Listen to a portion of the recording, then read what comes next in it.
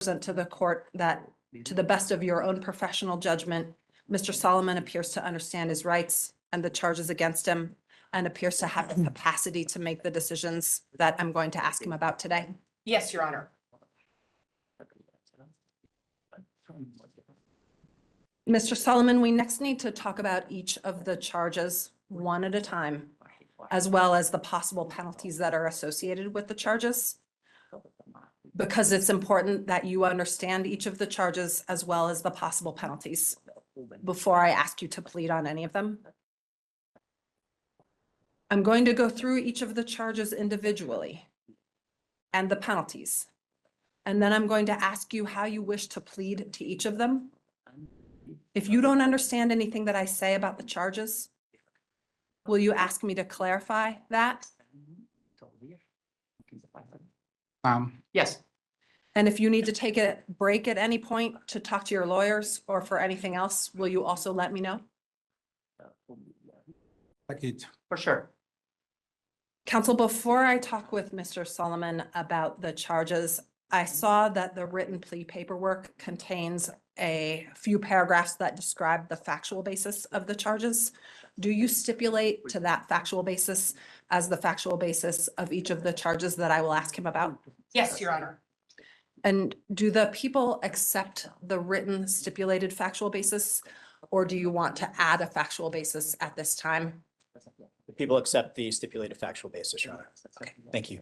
The court will accept the stipulated factual basis, and I want to let the people know that prior to sentencing, if you wish to address the factual basis further, I'm going to let you do that.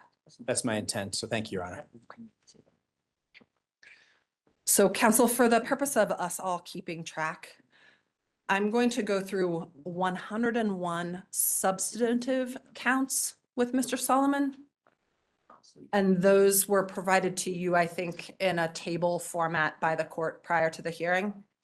I also show that there are 68 sentence enhancer counts that relate to crimes of violence. 16 of those sentence enhancer counts relate to serious bodily injury. 47 relate to the use of a deadly weapon, specifically a Molotov cocktail or more than one Molotov cocktail. And 5 relate to the use of a deadly weapon that is otherwise unspecified, but is an incendiary device within the meaning of the deadly weapon crime of violence statute. It's my understanding that counsel agreed to stipulate to the crimes of violence sentence enhancers that I just described. Is that right? Yes, Your Honor. The defense is willing to stipulate at this time. Okay, and the people accept the defense's stipulation? Yes, Your Honor. Thank you. Okay, so do counsel agree that what that means that the court will do is I will not take pleas on the sentence enhancer counts, but I will weave the sentence enhancer factual framework into my discussion of the substantive counts where those enhancers apply. Is that your understanding, counsel? Yes, Your Honor. Yes, Your Honor. Okay. All right.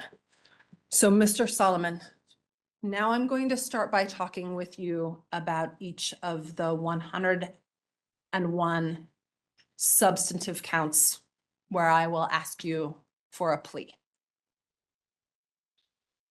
The first substantive count that I want to talk to you about is titled Murder in the First Degree. It's a crime that's alleged to have been committed with extreme indifference, and it's a Class 1 felony. It reads as follows. On or about June 1st, 2025, Mohamed Soliman unlawfully and feloniously, under circumstances evidencing an attitude of universal malice, manifesting extreme indifference to the value of human life generally, knowingly engaged in conduct which creates a grave risk of death to a person other than himself, and thereby caused the death of Karen Diamond in violation of the law. That's count 4. Do you understand the murder in the first degree charge as it's alleged in that count? Yes. The penalty for count 4 is a penalty of life in prison without the possibility of parole. Do you understand that penalty? Yes. Understanding those things, how do you wish to plead to the count of murder in the first degree against Karen Diamond with extreme indifference? President, guilty? Count 5 is also a count of murder in the first degree against Karen Diamond. It's a class 1 felony. It's different from count 4 in that it describes an intentional and deliberate act. Count 5 reads that on or about June 1st, 2025, that you unlawfully, feloniously, after deliberation and with the intent to cause the death of a person other than yourself, caused the death of Karen Diamond in violation of the law. Do you understand that charge? Yes. It also carries as a penalty a mandatory sentence of life in prison without the possibility of parole. Do you understand that? Yes. How do you wish to plead to the count of murder in the first degree, intentional and deliberate, against Karen Diamond? President, guilty?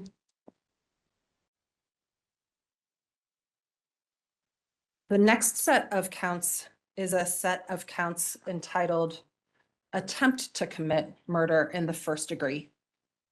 These are class 2 felonies that are alleged to have been committed with extreme indifference. And there are 26 counts that name each individual victim. I'm going to first read you how the law phrases the offense of criminal attempt to commit murder in the first degree with extreme indifference. And then I'm going to ask you individually how you wish to plead to those counts with respect to each of the 26 individual victims. Do you understand that process that I've described? Yes. The 26 counts share in common that they each allege that on or about June 1st, 2025, by engaging in conduct constituting a substantial step toward the commission of murder in the first degree, you, Mohamed Soliman, unlawfully and feloniously, under circumstances evidencing an attitude of universal malice, manifesting extreme indifference to the value of human life generally, knowingly engaged in conduct that created a grave risk of death to persons other than yourself, and you thereby attempted to cause the death of the 26 individuals that I'm about to ask you about individually. First, tell me, do you understand the general definition of attempt to commit murder in the first degree with extreme indifference? Yes. The penalty for each of these counts ranges between 16 and 48 years in the Department of Corrections for each count. The sentence within that 16 to 48 year range is in the court's discretion. But because this is a crime of violence, the penalty that the court selects for each count must be served consecutively to every other count that alleges a crime of violence. Do you understand that requirement of consecutive sentences? Yes. And do you understand the penalty range as well? Yes. There is technically a 5-year period of parole that would follow release for an offense under this statute. But because of the fact that you have pled to an offense that doesn't contain a possibility of parole, that parole would not actually happen. Do you understand that? Yes. I'm now going to ask you how you want to plead to each of the counts, naming each individual victim. How do you want to plead to the first count, which alleges criminal attempt to commit murder in the first degree, extreme indifference against Louis Diamond? Guilty? How do you wish to plead to the seventh count, which alleges attempt to commit murder in the first degree, extreme indifference against Mark Lowenstein? Guilty. How do you wish to plead to the tenth count, which alleges attempt to commit murder in the first degree, extreme indifference as to the victim Linda Lowenstein? Guilty. How do you wish to plead to the thirteenth count, which alleges attempt to commit murder in the first degree, extreme indifference as to the named victim Julie Schaffer? Guilty. How do you wish to plead to the sixteenth count, which alleges attempt to commit murder in the first degree, extreme indifference against Barbara Steinmetz? Guilty. How do you wish to plead to the 19th count, which alleges attempt to commit murder in the first degree, extreme indifference against the victim Natalia Resnick? Guilty. How do you wish to plead to the 22nd count that alleges attempt to commit murder in the first degree, extreme indifference as to the named victim Jonathan Gold? Guilty. How do you wish to plead to the 25th count, which alleges attempt to commit murder in the first degree, extreme indifference against Andrew Chester? Guilty. How do you wish to plead to the 28th count that alleges attempt to commit murder in the first degree, extreme indifference as to Deborah Moronich? Guilty. How do you wish to plead as to the 31st count of attempt to commit murder in the first degree, extreme indifference as to Michelle Goldman? Guilty. How do you wish to plead as to the 34th count of attempt to commit murder in the first degree, extreme indifference as to Naor Bitten? Guilty. How do you wish to plead as to the count of attempt to commit murder in the first degree, extreme indifference as to the named victim Jody James? Guilty. How do you wish to plead as to the count of attempt to commit murder in the first degree, extreme indifference as to count 40 against Gary James? Guilty. How do you wish to plead as to the 119th count, which alleges attempt to commit murder in the first degree, extreme indifference as to Marjorie Hargrave? Guilty. As to count 124, how do you wish to plead as to the accusation of attempt to commit murder in the first degree, extreme indifference as to Omer Shakar?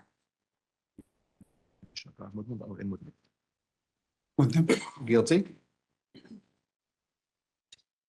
On the 129th count, how do you wish to plead to the charge of attempt to commit murder in the first degree, extreme indifference as to Edward Victor? Guilty. In the 134th count, how do you wish to plead to criminal attempt to commit murder in the first degree, extreme indifference as to Rahel Halpern? Guilty. As to the 139th count, how do you wish to plead to the count of attempt to commit murder in the first degree, extreme indifference as to the victim Gavin Gartner? Guilty. In the 144th count, how do you wish to plead to the count of attempt to commit murder in the first degree, extreme indifference as to the victim Callie Garter? Guilty. In the 149th count, how do you wish to plead to the charge of attempt to commit murder in the first degree, extreme indifference as to the victim Jean Unger? Guilty. In the 154th count, how do you wish to plead to the offense of attempt to commit murder in the first degree extreme indifference as to Haya Gardner? Guilty. In the 159th count, how do you wish to plead to the charge of attempt to commit murder in the first degree extreme indifference as to the victim Isla Cohen? Guilty. In the 164th count, how do you wish to plead to the offense of attempt to commit murder in the first degree extreme indifference as to Baruch Cohen? Guilty. In the 169th count, how do you wish to plead as to the offense of attempt to commit murder in the first degree extreme indifference with the named victim Raquel Cohen? Guilty. As to the 174th count, how do you wish to plead to the offense of attempt to commit murder in the first degree extreme indifference as to the named victim Dmitry Resnick? Guilty. As to the 179th count, how do you wish to plead to the offense of criminal attempt to commit murder in the first degree extreme indifference as to the victim Lisa Turnquist? Guilty.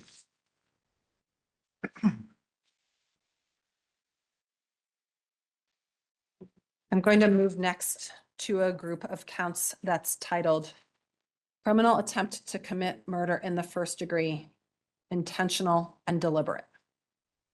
This is also a class 2 felony that alleges attempt to commit first degree murder, but under a different definition. Like I did before, I'm going to read you the definition, describe the penalties, and then I'm going to ask you how you wish to plead to each of the individual 26 counts that describe the named victims on these offenses. Do you understand that process? Yes. The count is generally defined as follows. On or about June 1st, 2025, by engaging in conduct constituting a substantial step toward the commission of murder in the first degree, that you unlawfully, feloniously, after deliberation, and with the intent to cause the death of a person other than yourself, attempted to cause the death of each of the individual named victims in the counts that I'm about to read in violation of the law. Do you understand the meaning of that offense? Yes. The penalty for the offense of criminal attempt to commit murder in the first degree, intentional and deliberate, is a period of 16 to 48 years in the Department of Corrections for each count. The court chooses the sentence within that range, but these counts are crimes of violence, which means that the penalty for each of them must be served consecutively to one another and consecutively to all other prison terms for any other crime of violence. Do you understand that?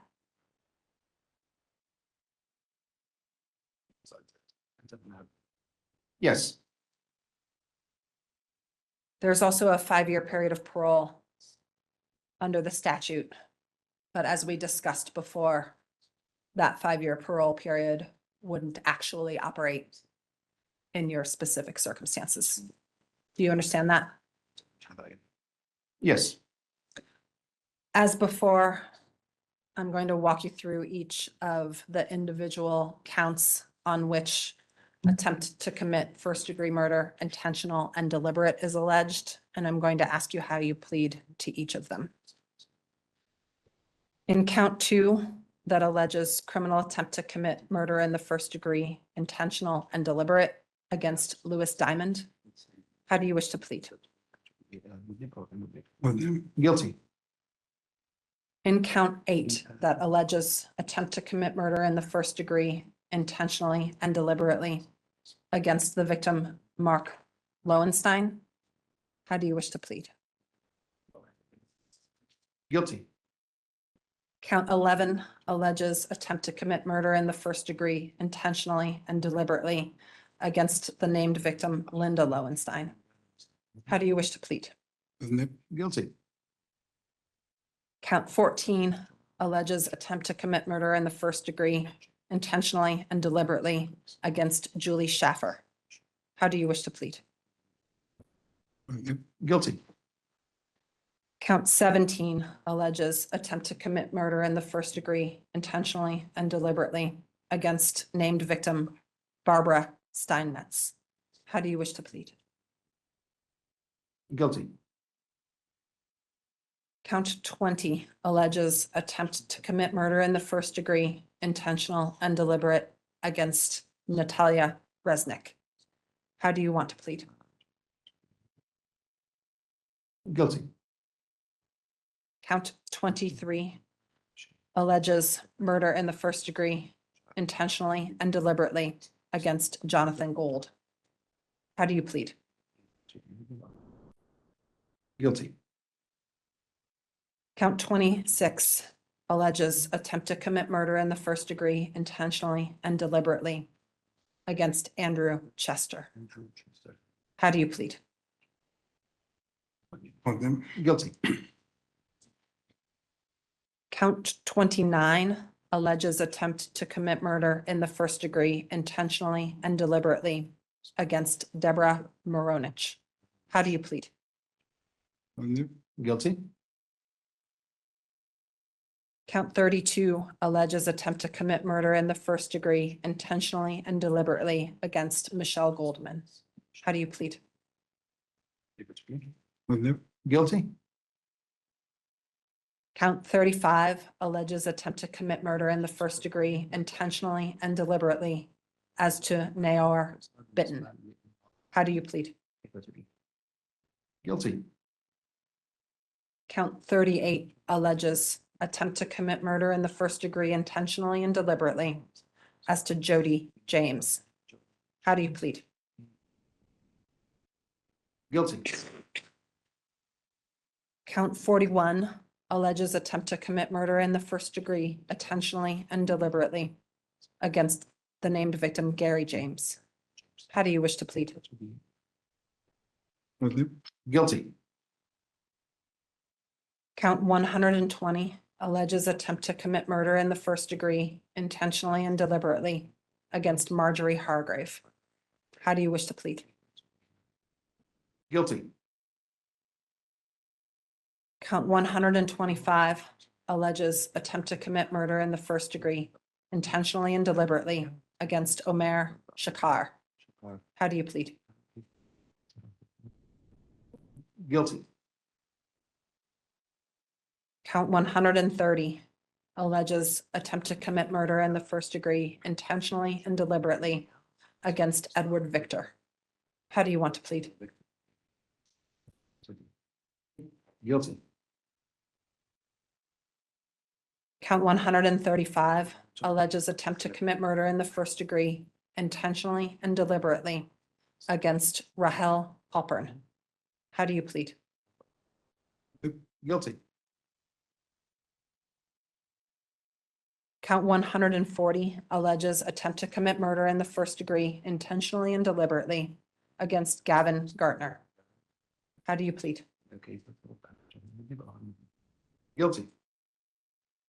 Count 145 alleges attempt to commit murder in the first degree intentionally and deliberately against Callie Gartner. How do you wish to plead? Guilty. Count 150 alleges attempt to commit murder in the first degree intentionally and deliberately against Jean Unger. How do you plead? Guilty. Count 155 alleges attempt to commit murder in the first degree intentionally and deliberately against Haya Gartner. How do you plead? Guilty. Count 160 alleges attempt to commit murder in the first degree intentionally and deliberately against Isla Cohen. How do you plead? Guilty. Count 165 alleges attempt to commit murder in the first degree intentionally and deliberately against Baruch Cohen. How do you plead? Guilty. Count 170 is a count of attempt to commit murder in the first degree intentionally and deliberately against Raquel Cohen.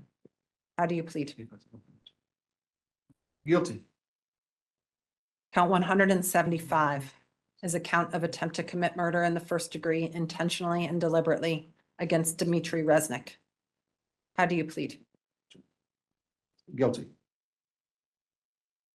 Count 180 alleges attempt to commit murder in the first degree intentionally and deliberately against Lisa Turnquist. How do you want to plead? Guilty.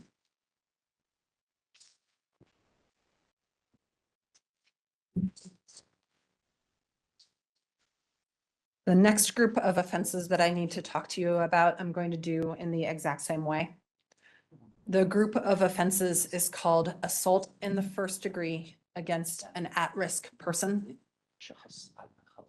The group of counts alleges that you committed that assault in the first degree with extreme indifference.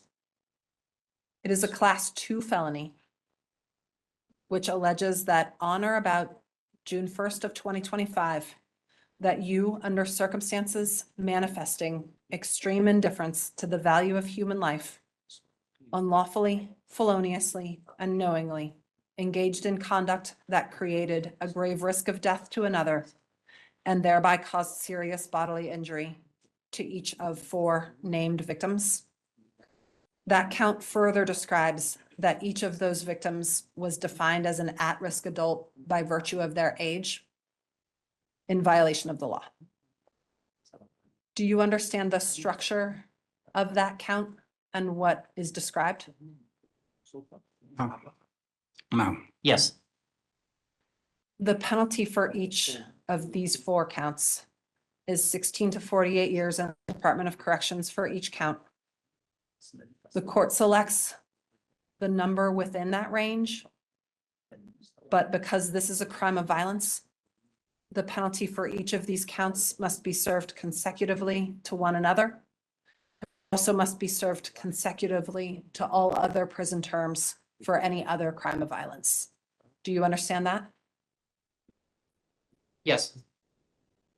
As with the other counts that we've talked about, there is technically a 5-year period of parole upon your release, but that wouldn't apply to you because of the totality of the counts to which you're pleading. Do you understand that? Yes. There are 4 counts in this group that allege 4 separate named victims. And just as before, I'm going to ask you how you wish to plead to each count, referencing the person to which it applies. How do you wish to plead to count 3 that alleges assault in the first degree against an at-risk person with extreme indifference against Louis Diamond? Guilty. How do you wish to plead to count 9 that alleges assault in the first degree of an at-risk person with extreme indifference against Mark Lowenstein? Guilty. How do you wish to plead to count 12 that alleges assault in the first degree of an at-risk person with extreme indifference against the named victim, Linda Lowenstein? Guilty. And how do you wish to plead to count 18 that alleges assault in the first degree of an at-risk person with extreme indifference against the named victim, Barbara Steinmetz? Guilty.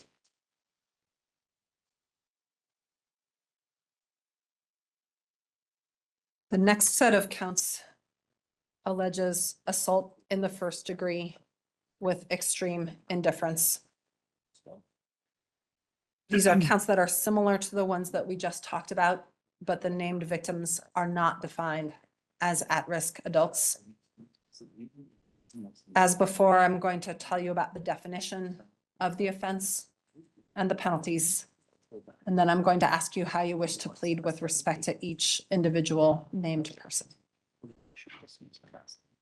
The offense of assault in the first degree, extreme indifference, is a class 3 felony that alleges that on or about June 1st of 2025, that you, Mohamed Soliman, under circumstances manifesting extreme indifference to the value of human life, unlawfully, feloniously, and knowingly engaged in conduct that created a grave risk of death to another, and that you thereby caused serious bodily injury to each of 4 named victims in violation of the law.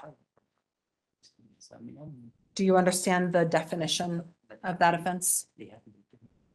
Yes. The penalty for offenses in this group is between 10 and 32 years in the Department of Corrections. The court selects the number within that range, but these sentences or these offenses are crimes of violence, which means that the penalty for each of these counts must be served consecutively to one another and also consecutively to all other prison terms for any other crime of violence that we've discussed. Do you understand that? Yes. There is a 3-year parole period under the law, but this wouldn't come into play with respect to you, as we've already discussed. Do you understand? Yes. There are 4 counts that allege assault in the first degree, extreme indifference. In count 15, how do you wish to plead to assault in the first degree, extreme indifference as to the victim, Julie Schaffer? Guilty.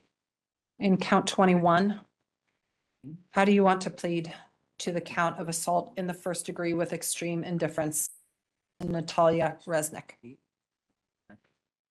Guilty.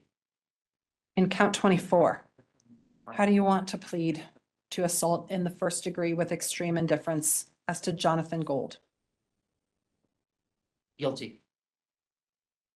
In count 27, how do you want to plead to the charge of assault in the first degree with extreme indifference as to Andrew Chester? Guilty.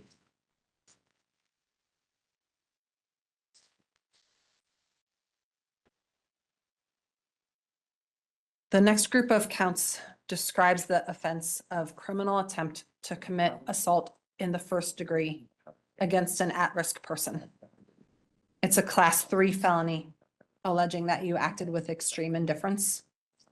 As before, I'm going to define the offense for you, ask you if you understand that, and then ask for your plea as to each of 2 victims for whom this count is alleged to apply.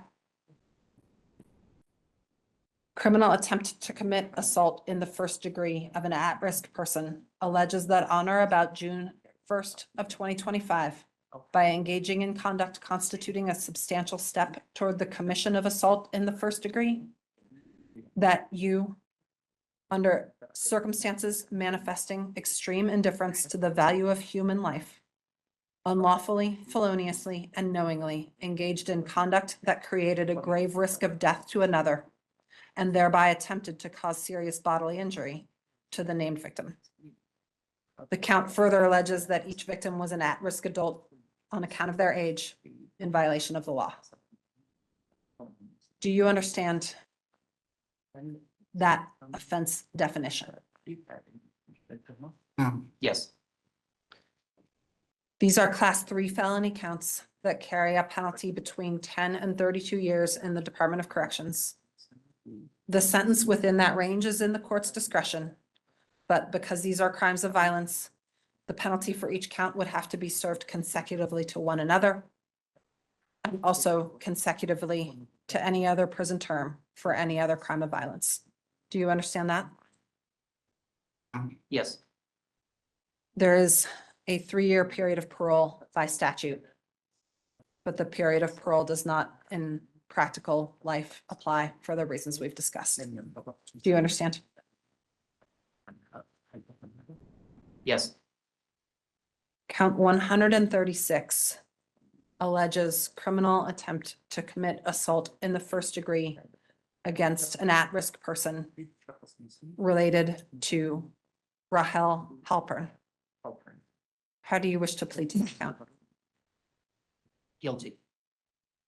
Count 156 alleges criminal attempt to commit assault in the first degree against an at-risk person, Haya Gartner. How do you wish to plead to that count? Guilty.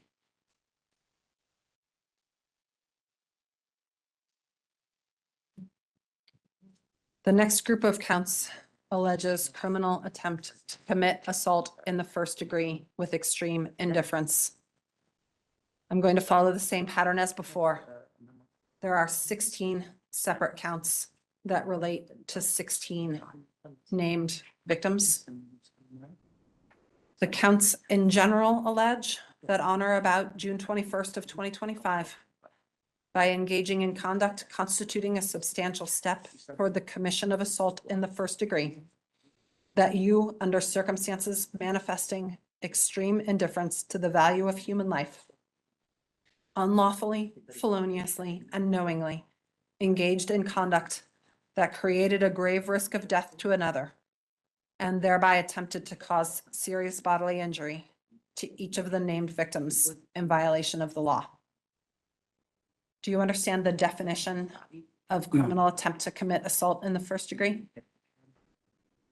I apologize, Your Honor.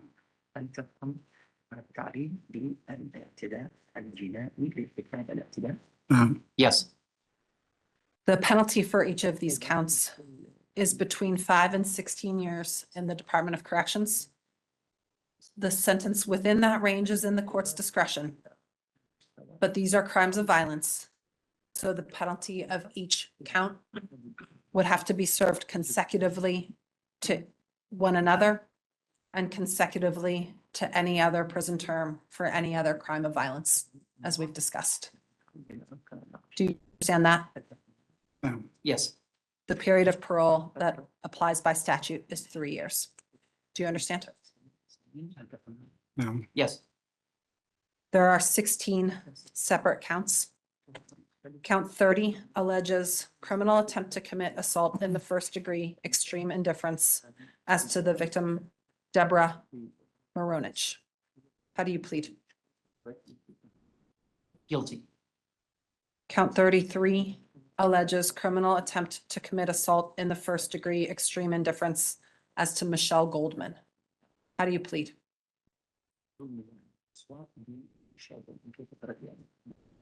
Guilty.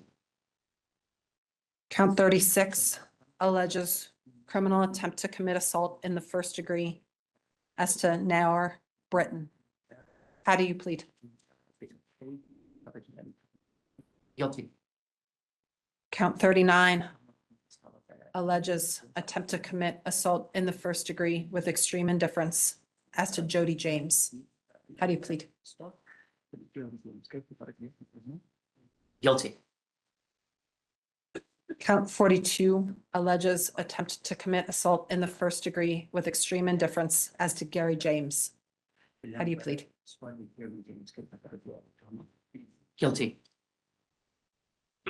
Count 121 alleges attempt to commit assault in the first degree, extreme indifference as to Marjorie Hargrave. How do you plead? Guilty. Count 126 alleges attempt to commit assault in the first degree with extreme indifference as to Omer Shakar. How do you plead? Guilty. Count 131 alleges attempt to commit assault in the first degree with extreme indifference as to Edward Victor. How do you plead? Guilty.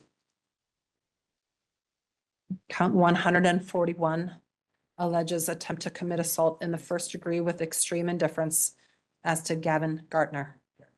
How do you plead? Guilty.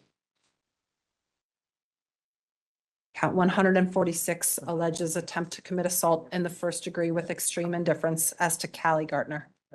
How do you plead? Guilty. Count 151 alleges attempt to commit assault in the first degree with extreme indifference as to Jean Unger. How do you plead? Guilty.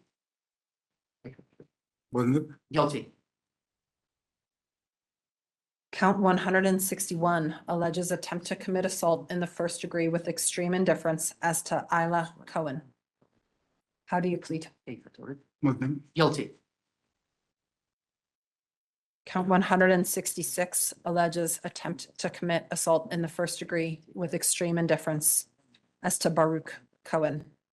How do you plead? Guilty. Count 171 alleges attempt to commit assault in the first degree with extreme indifference as to Raquel Cohen. How do you plead? Guilty. Count 176 alleges attempt to commit assault in the first degree with extreme indifference as to Dmitry Resnick. How do you plead? Guilty. Count 181 alleges attempt to commit assault in the first degree with extreme indifference as to Lisa Turnquist. How do you plead? Guilty.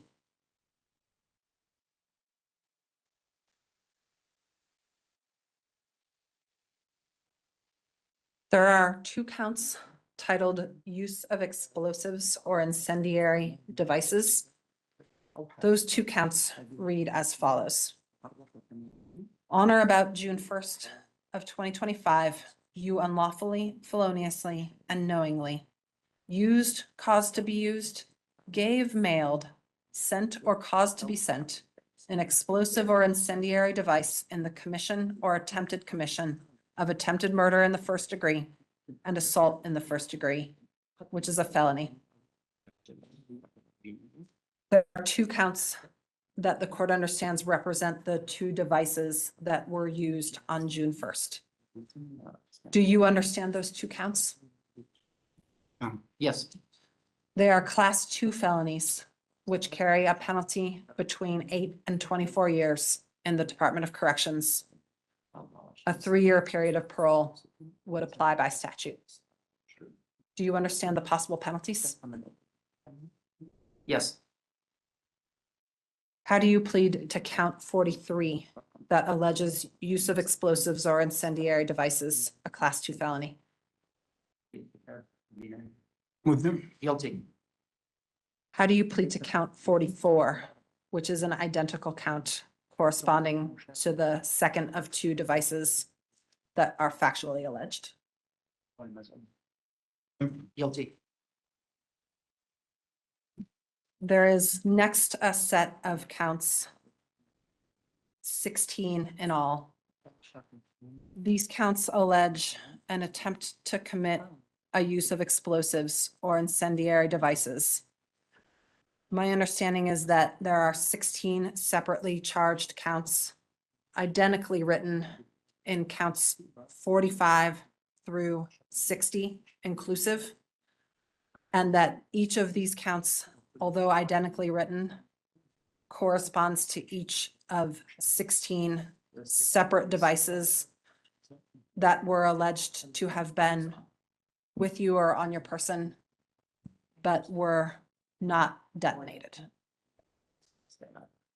Counts 45 through 60 read, on or about June 1st of 2025, by engaging in conduct constituting a substantial step toward the commission of use of explosives or incendiary devices, that you unlawfully, feloniously, and knowingly attempted to use, caused to be used, give, mail, or send, or cause to be sent an explosive or incendiary device in the commission or the attempted commission of attempted murder in the first degree and first degree assault. Do you understand the structure of those charges as well as how they differ from one another in the way that I've explained? Yes. They are class 3 felony charges which means that each of them carries a penalty of 4 to 12 years in the Department of Corrections with a statutory 3 years of parole to follow your release. Do you understand the possible penalties? Yes. Because counts 45 through 60 are identically written, I'm going to ask you as a group how you wish to plead to each of those counts that correspond to 16 individual devices. Guilty or not guilty? Guilty. As to all individual counts? Yes.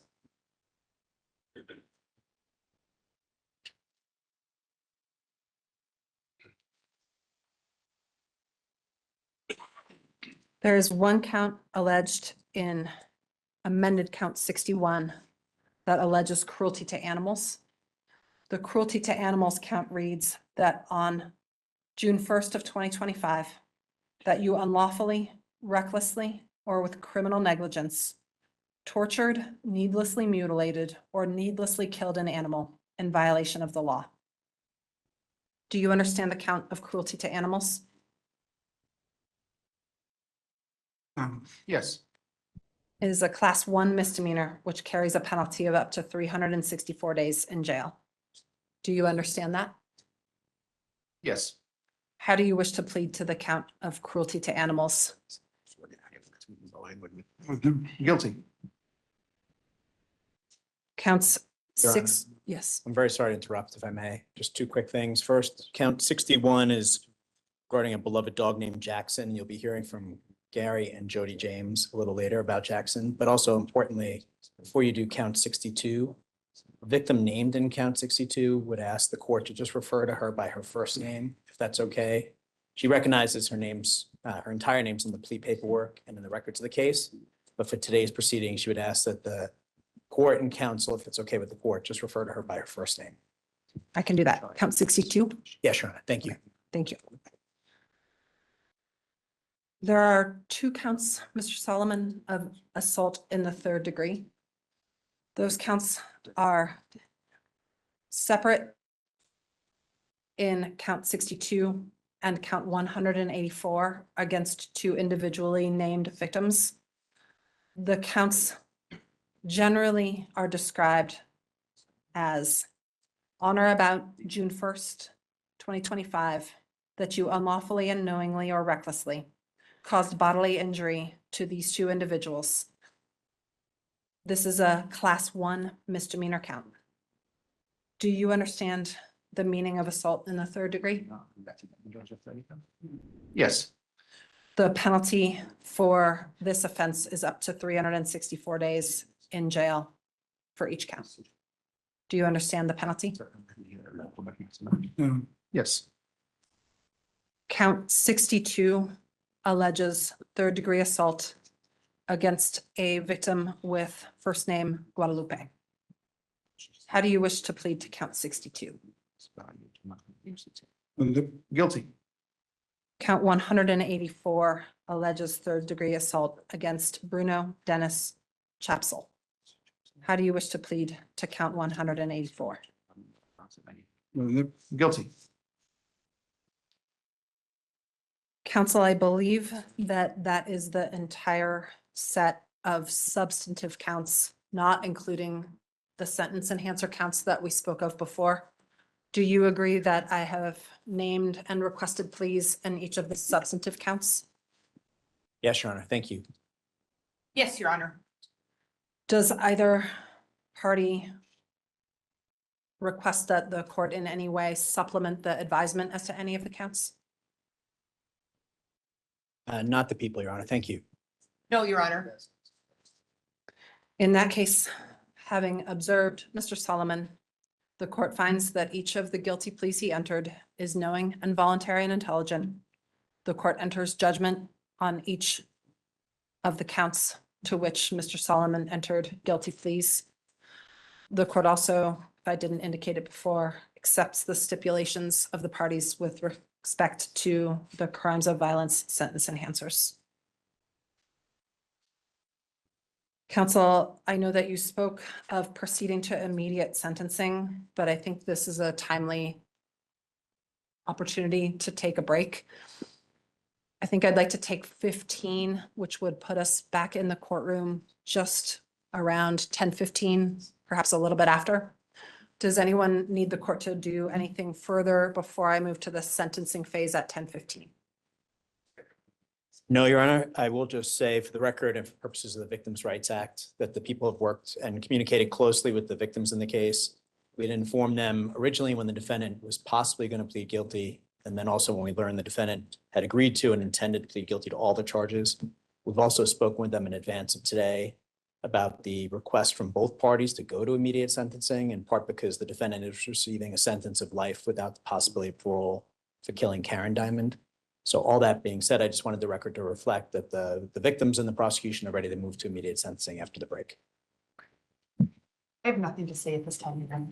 Okay, and Mr. Doherty, since you've touched on the issue, implicit in the agreement to immediate sentencing means that both parties are waiving the right for the preparation of a pre-sentence investigation and report for the court. Is that correct? Yes, Your Honor, the people don't believe it's necessary at this time. Thank you. Defense agrees. All right. In that case, we'll be in recess for 15 minutes, which would put us back here between 10:15 and 10:20. Thank you, Your Honor. 15 minutes, okay. We are back on the record at this time in 2025 CR 785, the People versus Soliman. We'll now move to the sentencing portion of the proceedings.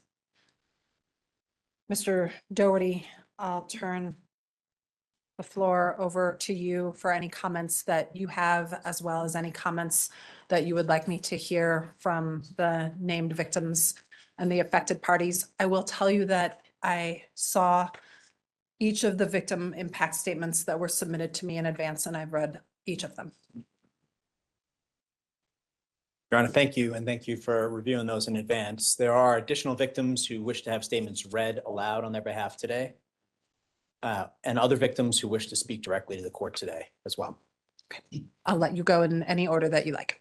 Thank you, Your Honor. I'll start with a statement from the Diamond family. As the court has already addressed, Louis Diamond and Karen Diamond were at-risk adults based on their age. The defendant killed Karen Diamond and severely injured Louis Diamond. The sons of Karen Soren Diamond and Louis Diamond, Andrew and Ethan Diamond, have asked me to provide their statement to the court. Your Honor, we chose not to attend the sentencing hearing because we don't want to have the memories of seeing our mother's murderer, nor any memories related to her murder beyond the horrors we've already witnessed. We instead submit the following statement. Regarding the sentencing, we ask only that the attacker never sees his family again, since he is responsible for our mother never seeing her family again. Our father, Louis Diamond, was badly burned in the attack on June 1st, 2025. He spent over a month in the burn ICU in terrible pain. He required extensive skin grafting surgery, which he endured while knowing that his beloved wife of 58 years was experiencing even greater suffering and ultimately dying in the adjoining room. Our mother, Karen Soren Diamond, suffered severe burns to every part of her body, as well as a fracture and dislocation of her shoulder. A little known fact about burn care is that in order to have the best chance of recovery, patients can only receive limited doses of pain medication. They must remain off the ventilator as much as possible and awake and alert enough to move around regularly to keep the skin graft supple and prevent muscle atrophy. Thus, our mother suffered indescribable pain for more than 3 weeks before finally succumbing to her injuries. In those weeks, we learned the full meaning of the expressions living hell and fate worse than death. But throughout her ordeal, she remained gracious to everyone caring for her. Near the end, while still in excruciating pain, she recounted stories and recipes, dispensed motherly advice, and told us that the response to this act of pure hatred has to be kindness and love. News reports described our mother as an elderly woman, but she was in excellent health, as was our father. Up until the moment of the attack, they shared a blissful life together, built from humble beginnings over six decades of hard work, regular exercise, healthy eating, and boundless love and generosity. 6 days earlier, they had jogged the Boulder together. Lou finished 7th in his age group, and Karen finished 4th in her age group. They were both still working and both on track to live at least another 15 years. Their plans for the future included a trip to France with friends in August 2025, and many more years of traveling, hiking, reading, gardening, cooking, enjoying symphony performances, hosting parties and fundraisers, caring for their neighbors and friends across Colorado, and visiting their children and grandchildren. Now, none of those things will happen. We will never have the honor of hosting and caring for our mother in her old age. Our children won't get to receive her wisdom or perform music for her or see her proud, beaming smile as they graduate from high school and college and celebrate other life milestones. Our father is bereft of his life partner and is living alone in the home they built and lived in together since 1992. He is surrounded by memories of her and her life, just as it was on the early afternoon of June 1st, 2025, when they left to take a brief, spontaneous stroll down Pearl Street. There are no words to describe his anguish, and time has not yet provided any relief. Lou is a peaceful man who devoted his life to health sciences and education, with a distinguished career of 40 years and counting at the University of Colorado. Karen was a respected designer, a love of art and music, a gracious host, and an incredible wife, mother, and grandmother with limitless love for everyone. Together, they were fixtures of the Boulder community, always grateful for their success and always looking for ways to give back to Boulder. Their philanthropy even included the establishment of a new American scholarship to support students who immigrate to the United States from underdeveloped countries. Our parents' suffering is an utterly senseless tragedy. May our mother's memory be a blessing, and may their story inspire us to treat our fellow humans with more kindness and understanding. Thank you for your consideration. We're grateful for the ordinary citizens, police, firefighters, EMTs, pilots, nurses, and doctors who helped on the day of the attack, everyone at the CU Anschutz Burn Center who provided amazing care to our parents, District Attorney Doherty and his colleagues, and all our friends and family who've helped us regain some sense of normalcy over the past 11 months. As a side note to the media covering this hearing, we humbly ask that you refer to Karen Soren Diamond by her name rather than as an elderly woman, and consider referring to the attacker as a middle-aged male rather than by his name. We believe Karen's name is the one that deserves to be remembered. And that's a statement submitted, Your Honor, by Andrew and Ethan Diamond, sons of Karen Soren Diamond and Lou Diamond.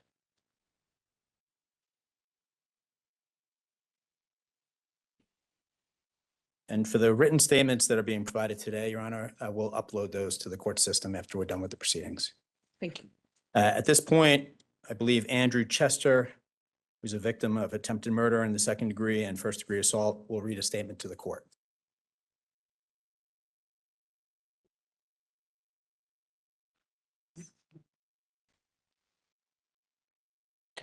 Mr. Chester, thank you for being here. What would you like me to know? Thank you, Your Honor. I appreciate the opportunity to speak to the court. My name is Andrew Chester, and I was there that day on June 1st. On June 1st, 2025, I was doing the same thing I had done every Sunday since Hamas terrorists invaded Israel, committing unspeakable crimes and taking 251 people as hostages into Gaza. Run for Their Lives and then Boulder Run for Their Lives was founded in the wake of this attack, meeting on Sundays to simply do the following: keep awareness alive and hope for the release of those hostages being held in Gaza. All of them, Israeli, American, Thai, Argentinian, and so many others. For me, this weekly Sunday gathering was usually not a joyful experience. As a group, we were met with frequent hatred from community members in the area, and it was painful to remember what we were doing and what we were advocating for. Yet I felt required or called to keep showing up.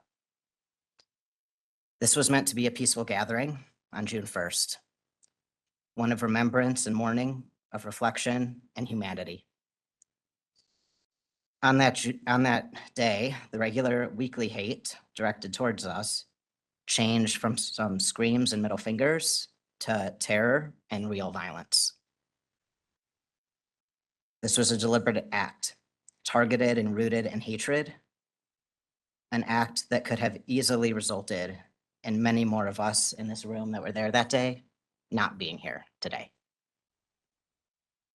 And I am thankful that things did not go quite as the defendant had planned, that I am still here. But the life cut short for Karen Diamond and the other scars inflicted on the rest of us and on our community are lifelong effects. Since that day, my life has changed in ways that are difficult to fully express the magnitude of. Everyday activities that were once benign and routine, going to the grocery store, attending community events, meeting new people, now come with a layer of anxiety and calculation. I am scanning for exits, continually searching for threats, becoming abnormally uncomfortable with any minor seemingly out of place or out of ordinary observation, and wondering if I am safe simply for existing as I am.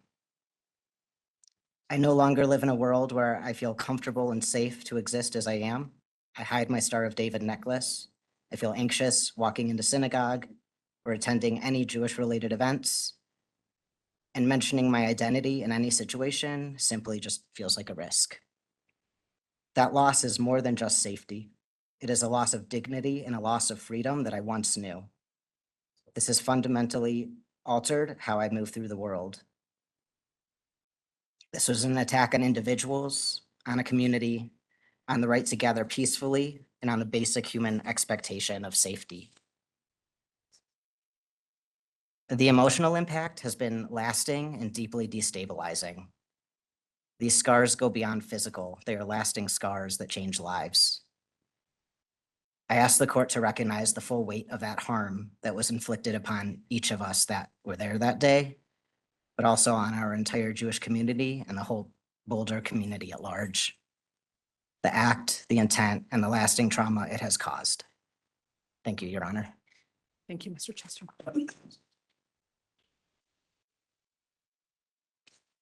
Your Honor, the next victim who would like to address the court is Michelle Goldman. Ms. Goldman was a victim of attempted murder in the second degree and attempted first-degree assault. Ms. Goldman, what would you like the court to hear? Your Honor, I feel fortunate to be born and raised in Colorado. It's a beautiful place, and the people I met here generally are warm and friendly. This is my home. Growing up, I didn't fully understand the suffering of my parents endured, first as Holocaust survivors, then as refugees. Nor did I experience the segregation they faced while they started our family here in the 1950s. I also never had to worry about my safety at school, even here in Boulder, at the University of Colorado. That sense of safety and security was shattered on June 1st, when 27 others and I were firebombed in the middle of the Pearl Street Mall, an act of hate and anti-Semitism. Since that day, I find myself constantly thinking about the safety of our Jewish community. I wonder, is this the level of hypervigilance normal? I can't help but see the vulnerabilities everywhere. I do not like living like this. Nothing gave this man the right to harm so many of us, not just those of us who were there, including our friend Karen Diamond, but Karen's family and the broader community. Instead of teaching love, he demonstrated hate. Instead of appreciating what Colorado has to offer, he chose to destroy. A man that destroys so much should be held accountable for his crimes, not just to restrict him from committing future crimes, but as a deterrent to others. We cannot accept this trend in our society. There have been too many examples throughout history, like the Holocaust, that begins of crimes with hate and escalate into all-out war against a people who want nothing more than to live their lives like everyone else. Thank you. Thank you, Ms. Goldman. Your Honor, the next two victims who would like to address the court are Jody James and Gary James. They were each victims of attempted murder and attempted first-degree assault. They also had Jackson with them, the dog who passed away as a result of the defendant's attack. And as I informed counsel, I believe they're going to ask the court to look at a couple of pictures of Jackson if the court's willing to do so. Yes.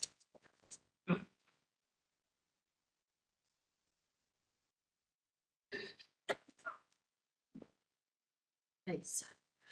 Thanks for letting us come up together as a couple. This is something that, thanks for listening to me. And this is something that just means a lot.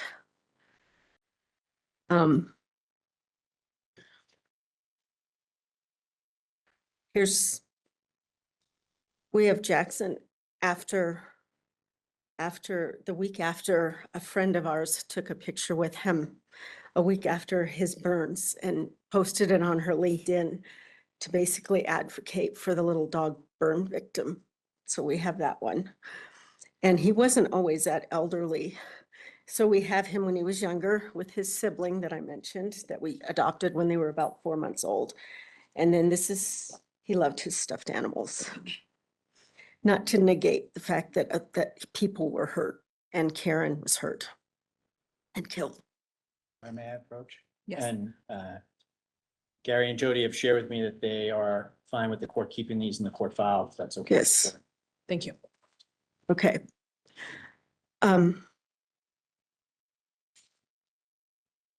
It was difficult watching people of our group literally being burned alive.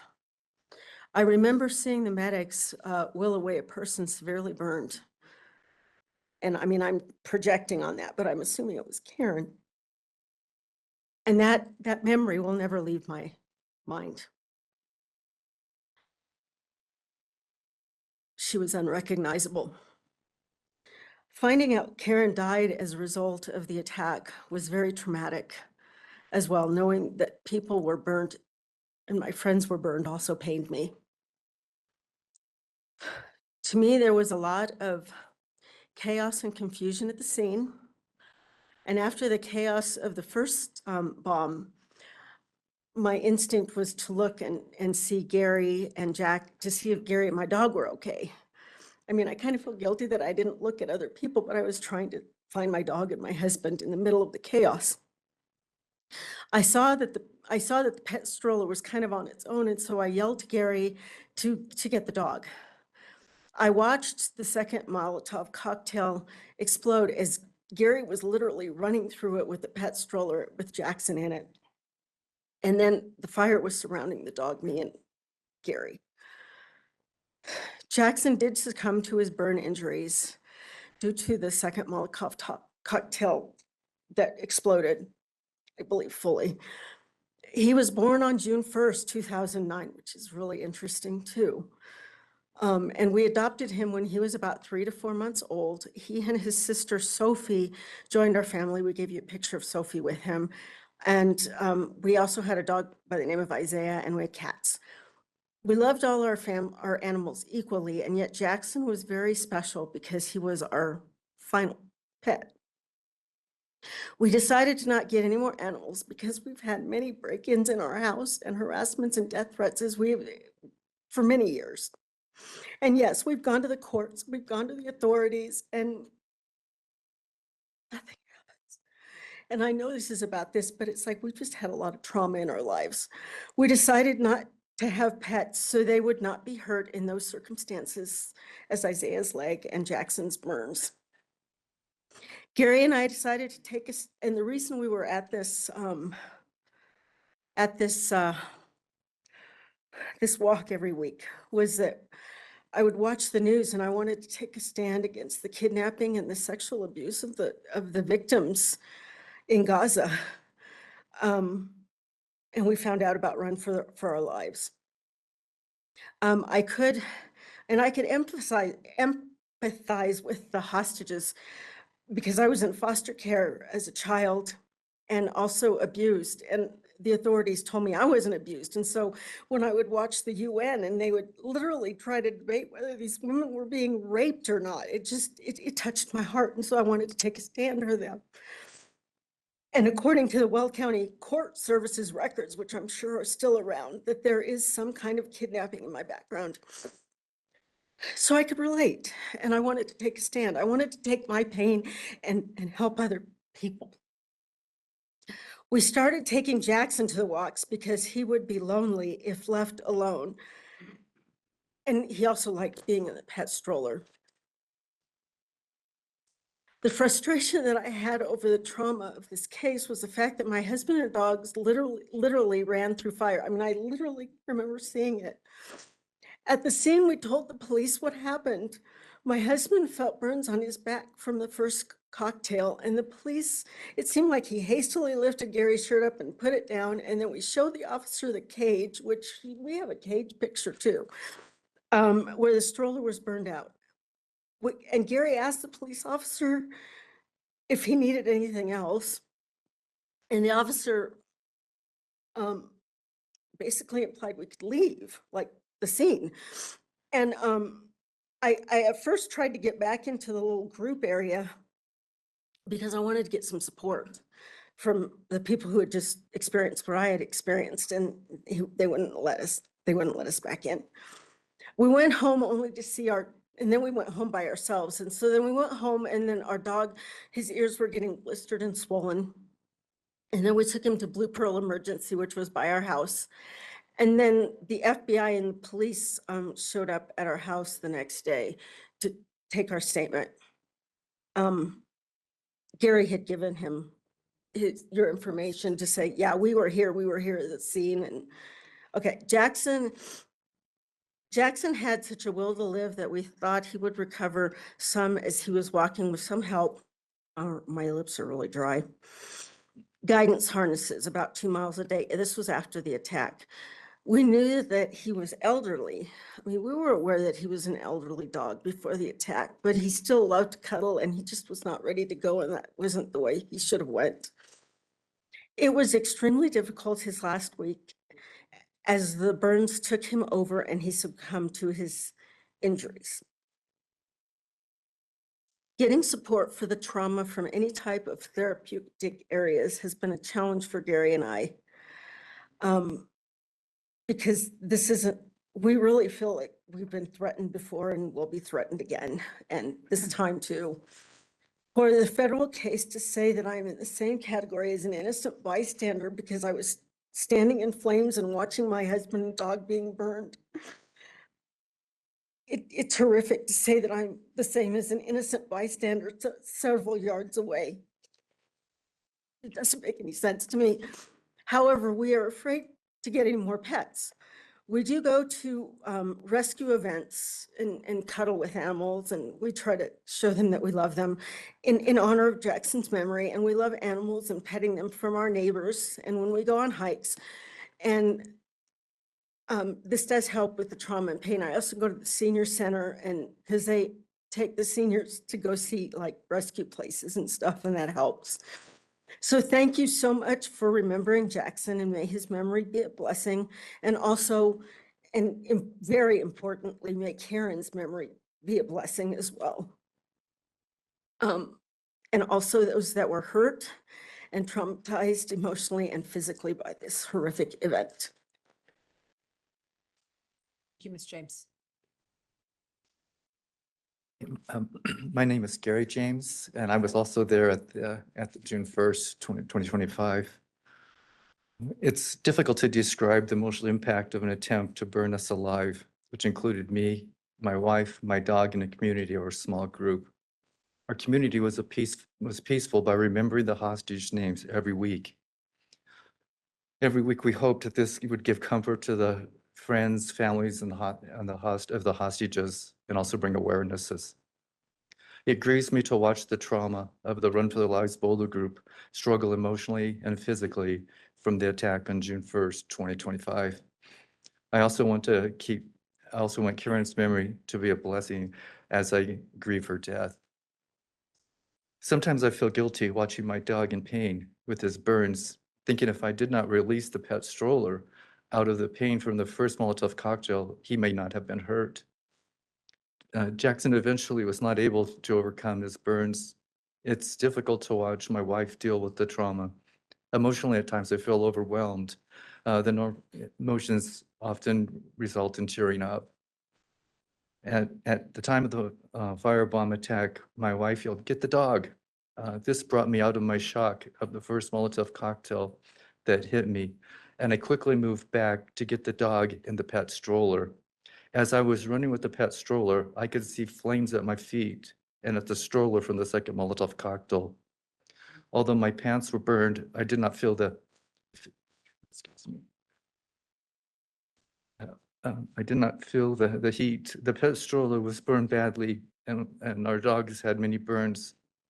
At the time, I did not know the severity immediately after the attack, but several hours later, I could see burns on the dog.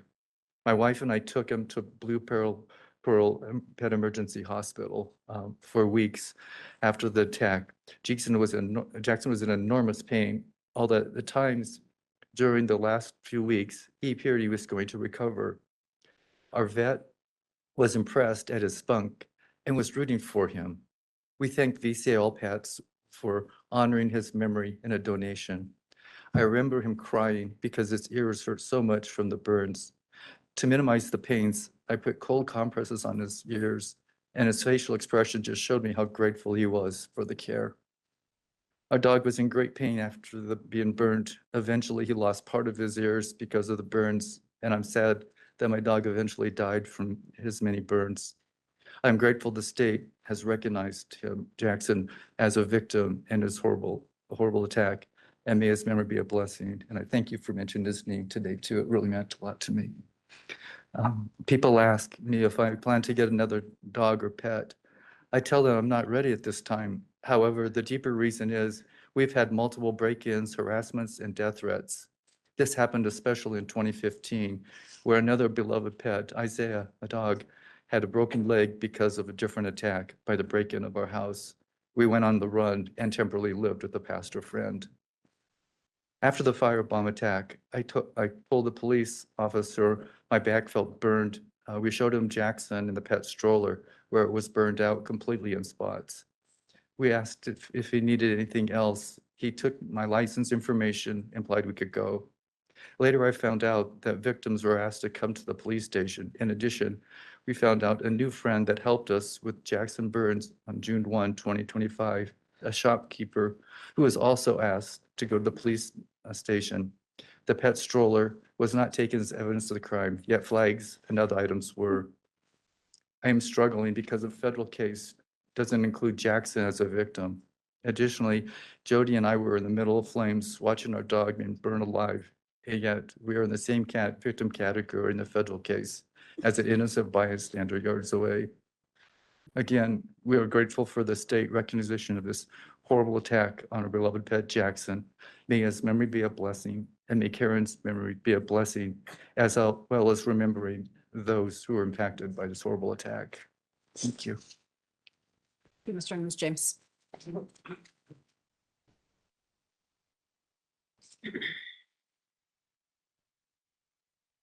Your Honor, the next victim who wishes to provide a statement to the court has asked me to read it on her behalf. It's Barbara Steinmetz, who is an at-risk victim on that day based on her age. She asked me to provide the court with the following statement.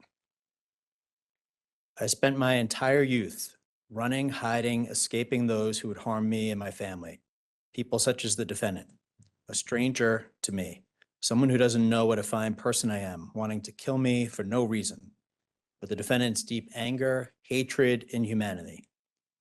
He ruined his wife's, and his 5 children's lives, a job well done. I am a survivor twice, and I'm here now taking the opportunity to tell you a few things which I hope will sit in the defendant's mind, heart, and actions for the days the defendant will be separated from society because of his actions and remain behind bars for the rest of his life.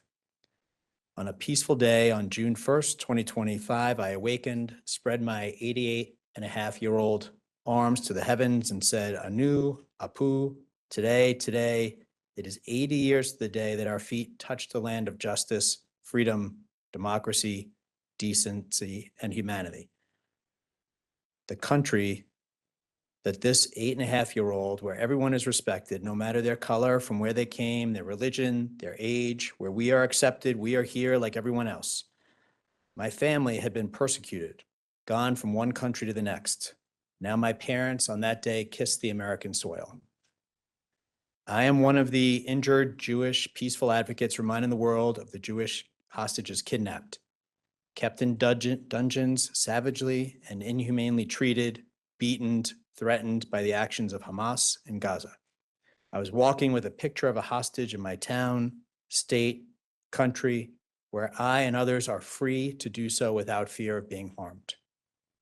The defendant acted violently against peaceful people in his own state of Colorado with no justification, built up a hatred for over a year, wasted his precious days with his family to figure out how to kill, how to hurt, how to take his vengeance, his ignorance, his hatred, which has altered the lives of those whom he targeted, ruined his own life and that of his innocent 5 children and wife. He managed to accomplish this by using a full year of his own life directed at hatred, rather than productive, powerful contributions to his own life and that of the family that he brought to life. The courts have clear descriptions, affidavits, pictures of his brutal actions, as well as the results. What there is no picture of, and is an unfinished record of, is how he robbed his own flesh and blood, his precious children, of the promise of a productive, peaceful, joyful future. His actions in time will fade into the background for most of us 29 injured. There is, however, no replacement for the life of Karen Diamond. His children, however, while he remains incarcerated in a protective environment from the raging public, living out his life in a predictable, though limited space, will carry the scars of his actions, inherit the history they will have to bear as a very heavy weight as they try to make a life for themselves, get educated, try to find opportunities, even make friends. His legacy will weigh them down. That's what he has done to them. This is the result of carrying hate, misunderstanding, cruelty, short-sightedness, inhumanity in his soul, which led to his horrendous pursuit. It is he and his family which will carry the weight of his inhumanity. As for the courts, he is a lucky man. Even though he committed the most heinous of hate crimes, this society was founded on the spirit of decency, human integrity, words that he may not understand or know. Hopefully his family will. He and they are living in a country where the death penalty, cruelty, torture, vengeance, starvation is not how we deal with criminals. He is being treated with something which may be foreign to him, humanity, even after his intention of enormous cruelty and his action which would have led to the death of so many people. He didn't even know these people. Kind, decent, fair, understanding, educated, humane people. People who even now don't seek his death or the suffering of his family. People who understand we are all human, born in the same manner, committed to our Constitution, committed to provide every person, no matter how heinous a crime, justice. We are a country where we try to treat every person humanely with respect, responsibility, and humility. He is a lucky man. He committed this act of horror in the United States of America, where no matter who you are treated like a human being. My hope for the defendant is that he finds opportunities during the rest of his life in prison to teach decency, humanity, and respect to anyone with whom he has contact. My wish for him is that he finds peace inside himself, to understand how the Jewish people have been so horribly treated throughout the centuries.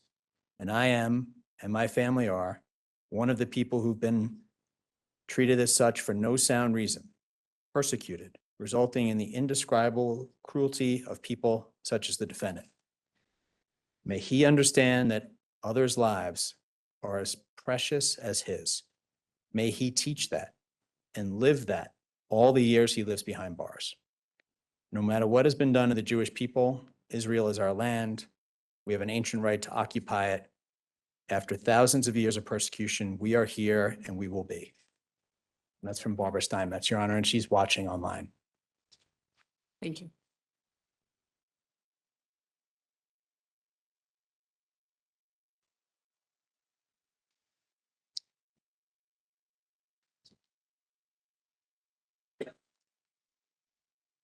The next victim, Your Honor, is the victim in count 62, and it's an assault in the third degree charge. She's asking that she be identified only by her first name, as the court will recall. Her first name is Guadalupe. Guadalupe is in the district attorney's office now, watching online. And she asked me to provide the following written statement. Two things, just to put it in context. The first is that she was working for Boulder County at the time, and I just mentioned that because she alludes to it in her statement. And second, she continues to suffer the physical, mental, and emotional impacts of the trauma the defendant inflicted upon her. So although she's a victim of third-degree assault, you'll see in this reading of the written statement that there's more reference there. I am a Boulder native. It breaks my heart that now I don't see Pearl Street with the same happy vibe as I used to. Due to my first position with the county, I used to walk and eat my lunch at the beautiful view and the green grass where this traumatic event happened. Now I do not even want to be there. I do not like the feeling I had that day. I thought it'd be my last day and could only expect the worst. I blame myself for being there, walking, trying to eat some pizza as I used to do. Life is not the same since. I've learned to be my new me in pain, increased severe depression, and an undetermined chest pain. I have also developed fibromyalgia due to stress from that day. I pray that one day I could be normal again. It seems time has not passed by and I have vivid dreams, dizzy, afraid, nervous. It has been a while. I can't sleep a full night. I forgive the defendant and pray that I'm healed one day. I am glad every day I'm here, alive every time I see the sun, and to be with my loved ones. And that's from Guadalupe, Your Honor.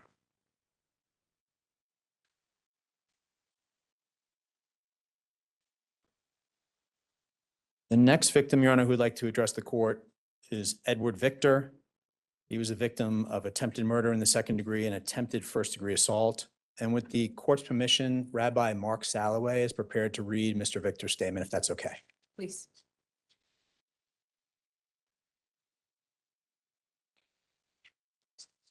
Rabbi. Thank you, Your Honor. As Michael Doherty said, I'm Rabbi Mark Soliman. I'm the rabbi of many of the victims, including Karen Soren Diamond of blessed memory. And this is a statement from Ed Victor. Hi, I'm Ed Victor. Before I tell you how this crime has affected my life, I want you to know who I am. I'm a retired technologist. I'm a husband and parent of two amazing adulting girls. In this next phase of my life, I have found deep purpose in strategic volunteering, working across multiple meaningful projects with Boulder County and beyond it. Before this crime, I was firing on all cylinders. I was present, sharp, and engaged in my community in ways that gave my life both structure and deep meaning. That is who I was when I walked peacefully among others on the Pearl Street Mall to the Boulder County Courthouse when I and others were firebombed on that day, June 1st, 2025. I was not a bystander who watched from a distance. When the attack happened, I was within the chaos. I worked alongside two or three others to extinguish a woman who was on fire, a woman who would not survive. Once the fire was out, I stayed. I stood and sat with her husband, who was also badly burned, though his own injuries meant nothing to him at that moment. Right then, his wife was everything. There was little I could do, and I've carried that sense of his helplessness with me. Afterwards, I went ambulance by ambulance, learning which hospital each victim was being taken to, and communicated that information back to friends and family who I knew would be desperately trying to find where their loved ones were going. I did all of this as a victim myself, without warning, without training, without choice. In the days and weeks that followed, my body and mind told me the full weight of what I had witnessed. For at least 3 weeks, I could not sleep through the night. I sought support from a psychologist and a body healer, working deliberately to understand myself and calm a mind that had been profoundly shaken. I have become emotionally close to several other survivors, bonds formed again not by choice, but by shared trauma. We carry this together. The cognitive effects have lingered. I need more time to be intentional in my thinking. I have a harder time remembering specific conversations. For someone who built a career and a life on clarity, focus, and engagement, this is a loss that compounds quietly every day.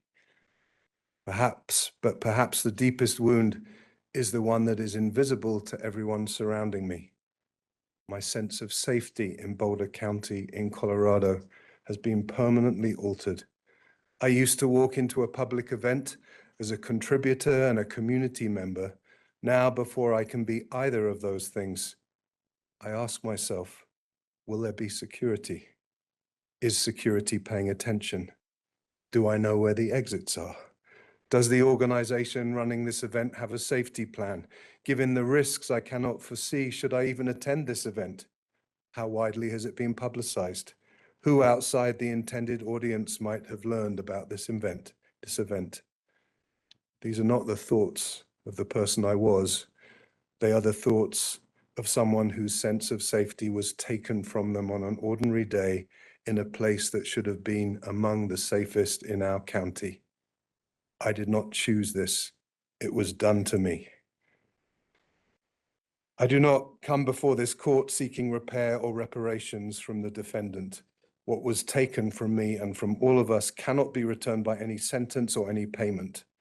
What I ask instead is this, that our legal and governing institutions make it unmistakably clear how much they value every member of this community, that they commit in word and in action to building and protecting a community where all people feel welcome and safe, not just today, but in perpetuity.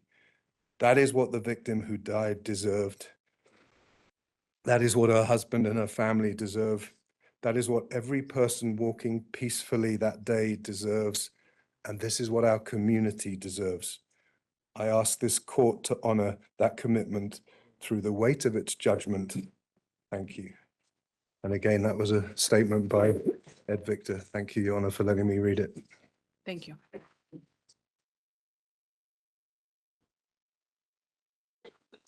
Your Honor, Rahel Alpern was a victim of attempted murder in the second degree and attempted first degree assault, and she was, based on her age, an at-risk victim on the day of the defendant's attack. She's here in court, and she's asked me to read her statement to the court. The 1st of June 2025 was a sunny and balmy day, the kind of day when one feels grateful to be alive, to feel the warmth of the sun and the gentle breeze, to be among friends, to be surrounded by the beauty of nature and the elegant historic structures built to serve everyone. It was a place where we gathered every Sunday for over a year and a half, a place where we felt safe. Then a sharp and loud sound, screams of shock and pain, a fireball no more than 2 feet away, and flames licking my open shoes as if desperately trying to reach the hem of my dress. They did not. It was the dress that saved me from being burned. It did not save me, though, from the less visible injuries. The petite, fragile, elderly woman who just minutes before stood a couple feet behind me lay on the ground, engulfed in flames from head to toe. There was nothing to smother or extinguish the flames with. Still, some tried with their bare hands. I looked for water. There was none. So I, a physician who helped so many in my 53 years of medicine, stood there helplessly, watching her burn, knowing she would not survive. And I watched him as he stood there, just feet away, menacing, threatening, gripping bottles of clear fluid in his fist, a sense of fear, sorrow, and helplessness I had not experienced before. The sight of the woman in flames did not leave me for months. It was there when I was awake. It was there when I was asleep, when I ate, cooked, walked, spoke with friends and family. Wherever I was, whatever I was engaged in, I saw the petite, fragile woman in flames. I heard the screams of people around me. Nor did the sight of his menacing presence leave me yet, nor the fear that comes with it.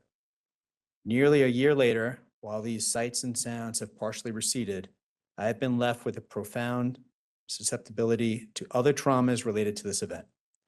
For 2 months over the winter, a constant sense of panic left me unable to fill my lungs with air, as if each breath was to be the last one. The consequences to my health have significantly impaired my everyday life. My 2 adult sons, my closest family, have had to bear the brunt of my trauma. While these were my personal experiences from this brutal attack, the first documented case when Jews were set on fire in an open public space reverberated across the Jewish community in this city, in this county, and across the world. As if in front of our eyes, our institutions are being set aflame, our schools razed with machine gun fire, our people gunned down at beach picnics and knifed on the way to prayers on a daily basis somewhere. Social ostracism and exclusion rampant in the academia, arts, and media affect us in ways that are both personal and community-wide. It all weighs on me, even more for having been so brutally attacked. It weighs on all of us. Yes, we are resilient, but let not our resilience become a justification for personal and public indifference and complacency. First and foremost, we look to the justice system not to be indifferent. So I'm looking to you, Your Honor, to be mindful not only of the victims in front of you, but also the many thousands who face with apprehension the increasingly dangerous and lonely times ahead. And that's from Ms. Halpern, Your Honor. Gavin, Ori Gartner, and Callie Gartner would like to address the court directly, Your Honor. They were both victims of attempted murder in the second degree and attempted first degree assault, and with the court's permission, I'll call them up now. Yes.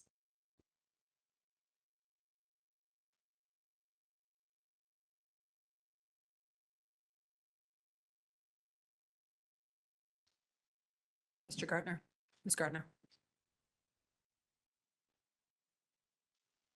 When I married into the Gartner family, I won the lottery. Not only did I get an amazing husband, but also a new set of parents, my in-laws, Rick and Haya Gartner. Imagine having in-laws who are so supportive, loving, and accepting, open to everyone. If I ever have anything to ask of them, the answer is always yes. I was not born or raised Jewish, and I haven't converted. I'm not Jewish. But I have been so touched by how welcoming this family and the Jewish community is, open to sharing holidays, history, culture, and ideas. And these things have become part of the fabric of our lives. Joining the Run for Our Lives walks in Boulder was a way to show our Israeli family we won't forget about the hostages and the difficult times they are all facing. For Ori and I, it was also a way to show Rick and Haya that we care about a cause that is so important to them, to show up for this very worthy cause in a peaceful way that hopes to raise awareness. On June 1st, 2025, our Run for Their Lives group was smaller than usual. Many were out of town. It was a truly lovely Boulder afternoon, perfect weather, the sky, the grass, and the flowers and the banners on the mall were Technicolor bright. The beauty and community of the Pearl Street Mall was on full display. For me, when the attack happened, it was like in the movies. Everything went slow motion, sound got muffled. I completely lost track of where everyone was except me and my own body. When I remember what I remember and what I see in videos doesn't jibe. I can see why memory is sometimes unreliable. Our brains protect us from reality. Before the attack, I only knew a few of the other walkers, mostly because Haya talks to everyone, makes introductions and starts conversations. She is a true connector. Getting to know the other survivors after the attack has been a blessing. I see their faces in the videos. People I know pretty well now, but I didn't know at all that day. When I met them after the attack, many weren't even familiar to me, these dear people that I cherish so much now. In getting to know them, I see how differently this event has impacted each of them. I'm so lucky, my family, are so lucky to be where we are in our lives. But many in our group were dealing with their own trauma that preceded the event and I see the pain amplified in their eyes, in their demeanor. I see the healing happening so slowly that I'm not sure it's progressing at all. I hear that after this experience, I should learn to be more aware of my surroundings, more suspicious of everything. I've attended safety awareness trainings, watched videos about situational awareness, and I've heard my dear, sweet father-in-law, Rick, say that he should have known. He should have been more attentive and suspicious. It pains me so much to think he carries any guilt or sense of responsibility for any of this. That's no way to live, suspicious and on high alert, living in fear. It's what terrorism is about. It wins when you lose your freedom to your fear, and it doesn't have to injure or kill to win. So I'm refusing to live in fear. My family, 4 of whom were there that day in that small group of less than 30, was so fortunate to sustain no physical injuries. We feel blessed that this awful event brought so many cherished people into our orbits.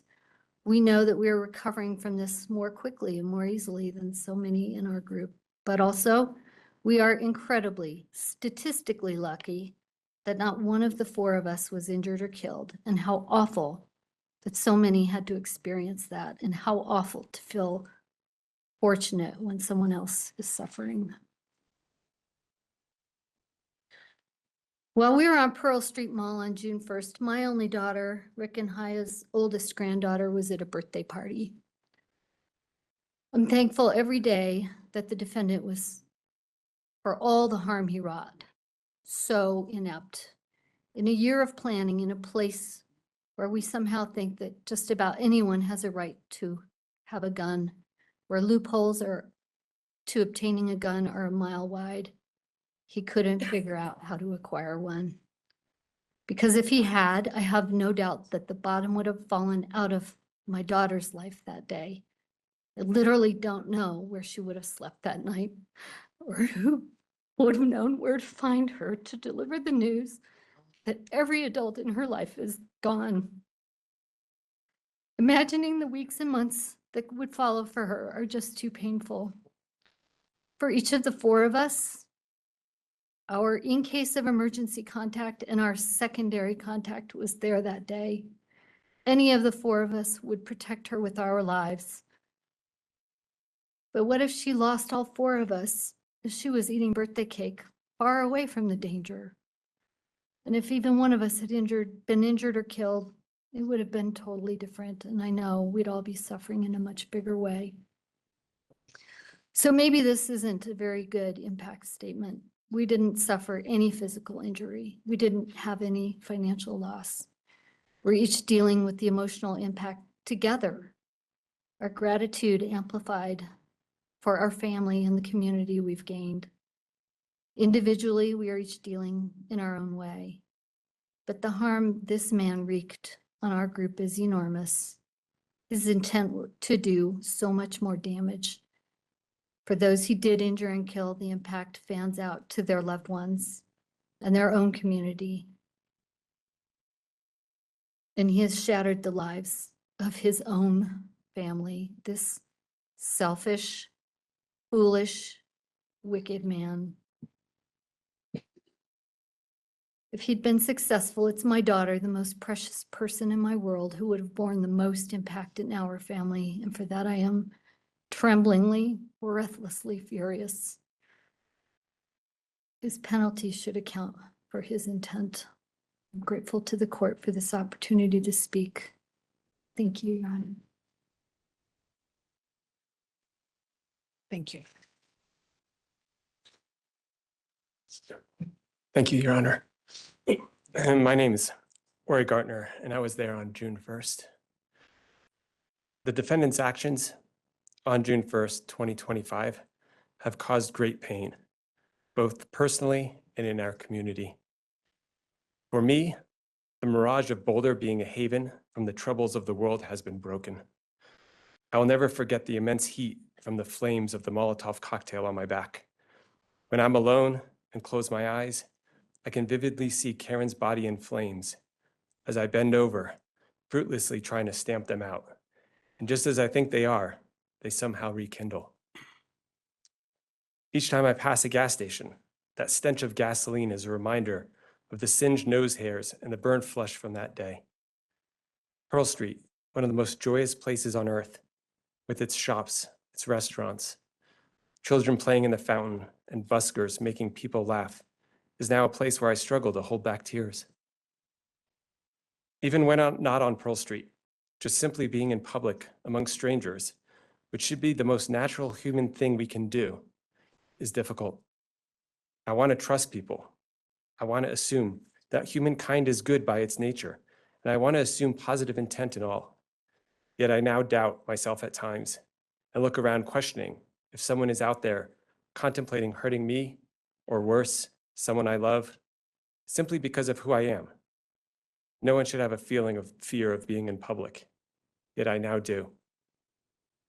Perhaps most of all, I now have and carry with me a deep sadness inside, ever since the defendant's actions on Sunday, June 1st.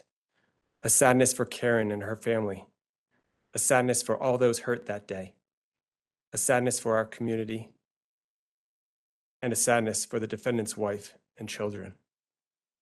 This sadness hurts. It aches every day. I ask why, for what? I live without an answer. May Karen's memory be a blessing. And thank you, Your Honor, for allowing me to share. Thank you. Your Honor, as Mr. Gartner and Ms. Gartner mentioned, they had other family members there that day. They're not named victims in the case because of where they were positioned when things happened. But as the court is aware, what the defendant did that day traumatized and harmed so many people, including their family members, including Rick Gartner, who's here in court today. And that trauma is something he has to carry with him for the rest of his life. And in a little while, I'll be showing you a photo of the group that was taken right before the attack by the defendant began. Rick was the person taking that photograph. And he's here today, not only in support of the victims, but really as a victim himself as well. People like him, people like Gary Kornfeld, others who aren't named victims, live with the trauma and the burden that the defendant inflicted upon the named victims and the entire Jewish community that day. The next named victim who would like to address the court is Jean Unger. She's a victim of attempted murder in the second degree and attempted first degree assault. And with the court's permission, I'll call Jean Unger up now.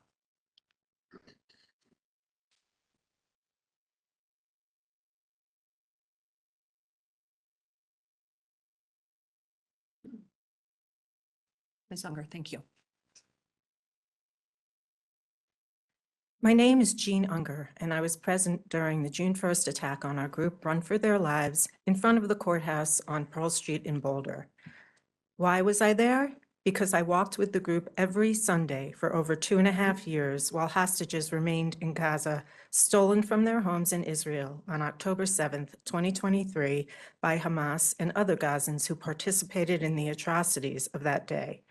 Run for Their Lives provided a place where those who were suffering from the events of October 7th could gather in community and walk in solidarity with the hostages and their families, and yes, for some of us, in support of Israel, our beloved homeland. It was a priority, and I made sure no matter what was going on or where I was, I walked. I have been horrified by the world's reaction since October 7th, and Boulder was no exception. This town that many of us moved to long ago for its liberal values, tolerance, and its welcoming, peaceful character has changed. Many said, how could this happen here? But I didn't ask that question. I knew it could happen here.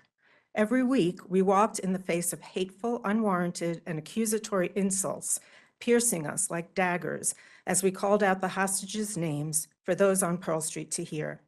I so clearly remember a pretty young woman in a flowy mini dress running towards us and screaming, "You're all old and ugly, baby killers, free Palestine," as though she had all the freedom and power in the world to denigrate us and be cruel.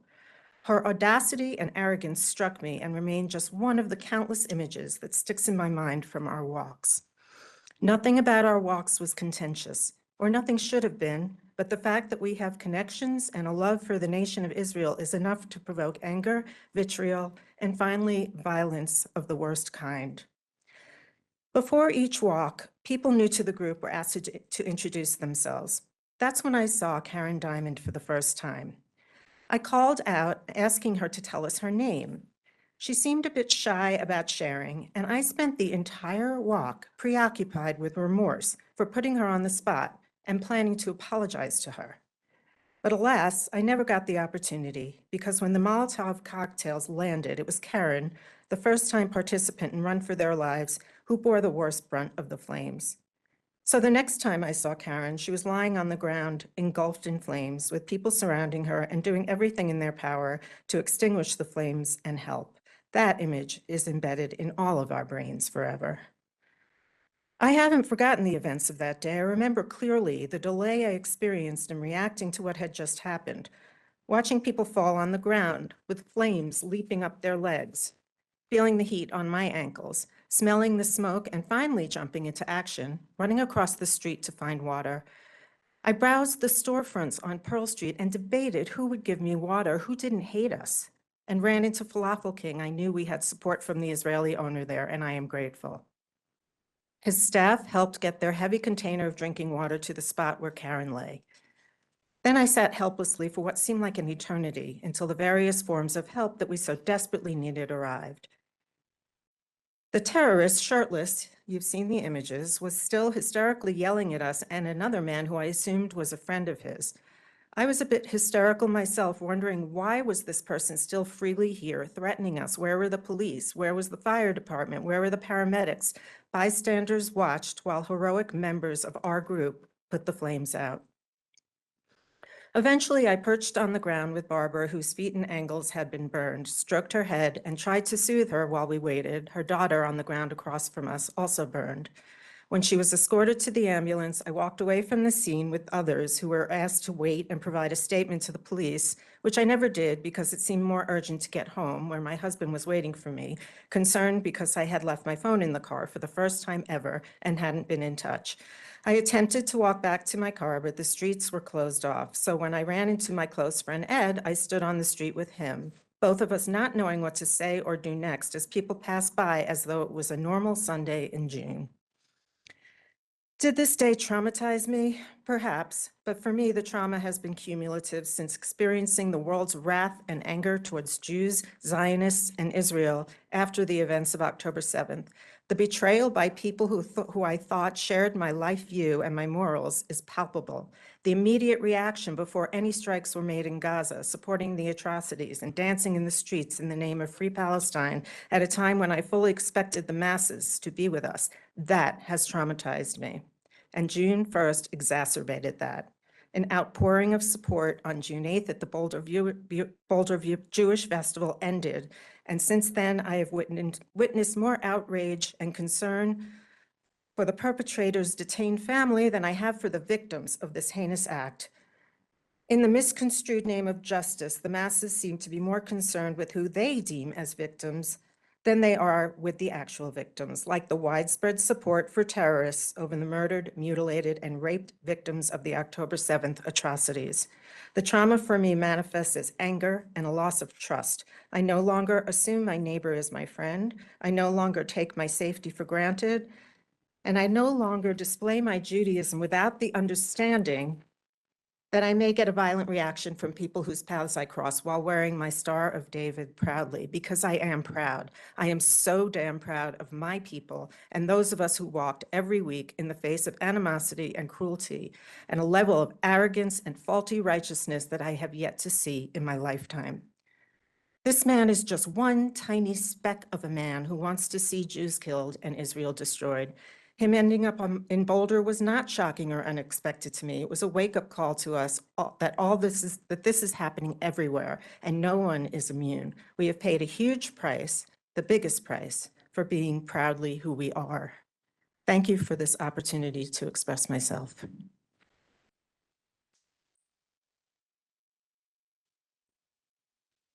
Your Honor, with the court's permission, Police Chief Stephen Redfern of the Boulder Police Department has asked for an opportunity to just briefly address the court.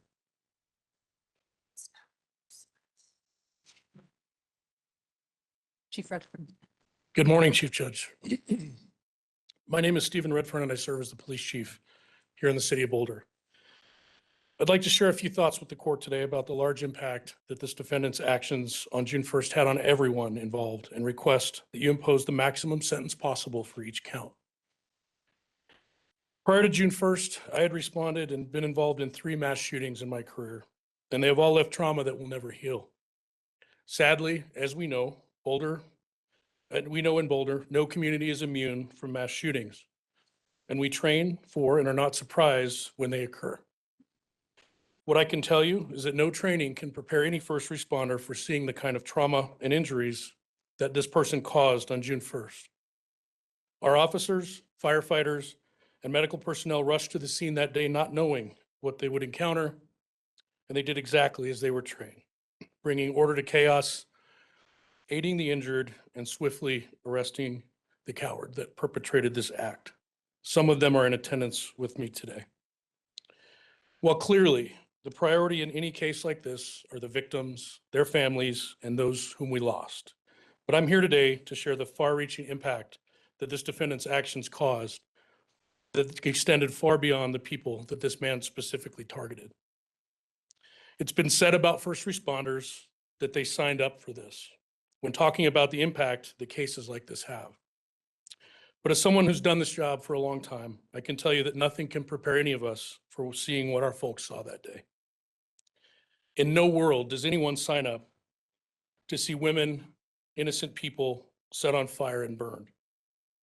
The actions of this guy affected each one of us that responded that day deeply. And like the victims and their families, we will all have to live with the memories of this day for the rest of our lives. In a community that saw 2 mass violence attacks in just 4 years, I cannot understate just how much the intentional actions of this guy upon our beautiful community had on everyone. We continue to have to provide additional staffing for events and have snipers and SWAT officers present just so people can celebrate, worship, and gather in public places. It shouldn't be like this. But because of people like him, it's our sad reality. Additionally, in a time of crisis like that day in June, money is the least of our concern. But I also can share with you that the actions of this defendant had a devastating effect on budget and resources. We will never complain about working overtime to keep this community safe, and we will always find ways to do what we need to do to keep them safe. But it's hard not to be angry when I think about the other programs and opportunities in our city that suffered because of the money and resources that had to be redirected solely because of him. I've been involved in nearly every type of case throughout my almost 30 years in this profession, and there have been times when I supported leniency for a defendant based upon the circumstances of a case. Your Honor, this is not that case, and he is not that defendant. I've seen very few defendants that deserve the harshest of penalties as much as he does. While we sadly couldn't prevent his hate-fueled actions that day, a message can be sent today, Your Honor. I urge you to send a strong message. Not only a message to him that he has demonstrated he should never be a free man again, but a message to anyone else that might think they can come to our community and cause harm that they won't win. We will not only come together and persevere over hate, but we will hold those who harm others accountable and ensure that they can never harm another soul.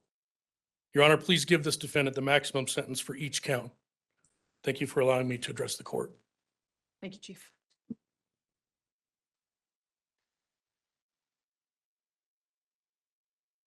Your Honor, I have a sentencing presentation to make on behalf of the people, and I have a PowerPoint if I could show it as I go through my remarks.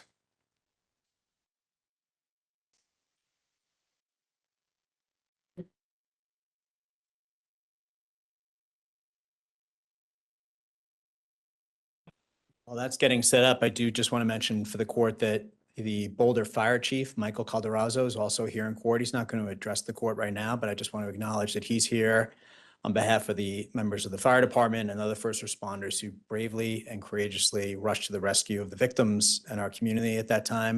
And he's also here in support of the victims as well.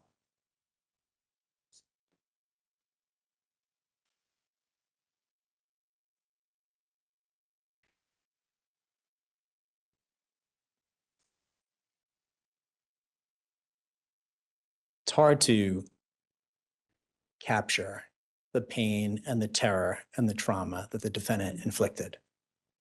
But I think what the courts heard today really does all that and more, and highlights what an incredible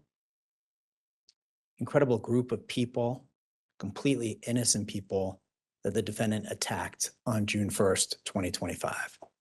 And in their remarks, you hear themes about the impact and the trauma, but you also do hear resilience and strength and courage and even forgiveness, which is remarkable. It truly is remarkable. Their words are more powerful than anything I'm about to say, period. But I'm going to ask the court to consider some of the things I'm going to touch on, because at the end of it, I'm going to ask you to impose the maximum sentence allowed under law for each and every count. So there are a couple of things that I'll emphasize as I go through this. First, just starting with the defendant's actions. If this case had gone to trial, we would have to prove the defendant acted with intent. And this is one of those cases where that would have been incredibly easy because of the outstanding work by law enforcement in the investigation. But it also revealed that this wasn't just intentional, it was planned and premeditated for months and months and months leading up to the attack. Unlike other murder cases that we handle in this courthouse, this is one that defendant thought about, not just for seconds, not just for minutes or hours, but for months. It was also incredibly brutal. I can't think of another case where a defendant set people on fire to try to kill them. It's hard to grasp what that thought was for the defendant, what that plan was for the defendant, and what the pain was for the victims. But to set them on fire is incredibly brutal and monstrous. He had, to Ms. Gardner's point, he had tried to obtain a gun in the Colorado Springs area where he was living with his family. He even went through a course with the sheriff's office down there. Both times his attempt to get a firearm was denied. And she's right to point to that with some sense of thanks because of the other people who could have been killed if he in fact got his hands on a gun. But rather than be dissuaded from coming up to Boulder and killing people, he decided to set them on fire. And I'm struck by something the chief of police just said, because it's something that I was going to emphasize. This is a cowardly act. You look at the harm he inflicted, the people he hurt, Karen Diamond, who he killed, and in some ways you think, wow, this guy's a monster. And what he did was certainly monstrous, but it was also so cowardly. Regardless of his motivation, which was inexcusable and outrageous, regardless of what he had going on in his mind, to show up and attack people who were standing outside the Boulder courthouse in a peaceful gathering, walking in the middle of the day, that is beyond anything cowardly. That's the word. What he did was incredibly harmful and deadly, but also cowardly. And the location here matters because in 2025, at the start of Pride Month, the Boulder County Courthouse was recognized as a national landmark because years earlier, it had been the site of the first same-sex marriage license being issued by Cleela Rorix, who was the county clerk at the time. And it's incredible to me that that place that has stood for equality and justice and is now a national historic landmark for those reasons was used as the target for this guy's attack. It also matters not only for what that building symbolizes, but what that building serves as for so many people. So in fact, I have on the screen the invitation for May 30th, that Friday, which was a celebration and a ceremony to honor the Boulder County Courthouse becoming a National Historic Landmark. People gathered there that day, and you'll see in the picture I'm about to show you the pride flag hanging outside the courthouse. People were gathering there on May 30th to celebrate equality and justice and to use the courthouse for what it stands for, which is a better world for justice and for the rule of law. And he used it as a place to carry out the most horrific attack, and an attack that ended Karen Diamond's life and forever altered the lives of so many others. The location matters because just a week later, on June 8th, 2025, the Boulder Jewish Festival was going to and did in fact take place. And I'll come back to that in a few minutes. But this was a location that Boulder County uses to gather and celebrate diversity, equality, and justice. This guy, he used it as a place to attack and carry out the most horrific act possible for the most outrageous anti-Semitic act of terror and hate that one could ever imagine. This is a picture of the victims and others shortly before the defendant began his attack. And when I say cowardly, it's because what I see in this picture. You have people in shorts and sneakers, signs, someone's in a wheelchair, there's a kid there. The defendant chose this group to attack. They were completely defenseless. They are strong and they are resilient, but no one ever would have been prepared for what this defendant was going to do. He, however, was very prepared, and he had planned for it over time. And this is a timeline just from the hours and couple days surrounding the attack. So you see on the screen there on May 30th, he had obtained the sprayer from Home Depot. Now, the backpack sprayer that he obtained was part of the disguise he was going to use to get close to his targets, his victims. He dressed up as someone and purported to be someone who was going to engage in gardening on Pearl Street. So some of these steps he took was an effort to disguise himself so that he can get as close as possible to the victims and inflict maximum possible harm on the victims. And that was on May 30th. June 1st at 7:30 and 7:44, he purchased a funnel, Sharpies, and the scissors at Walmart. He then goes on to Home Depot at 8:39, and now he's making his way to Boulder. And he obtains flowers from Home Depot. Then he's driving to Boulder and he arrives around 12:32. And in the moment, I'm going to show the court the photo of him walking to the attack site.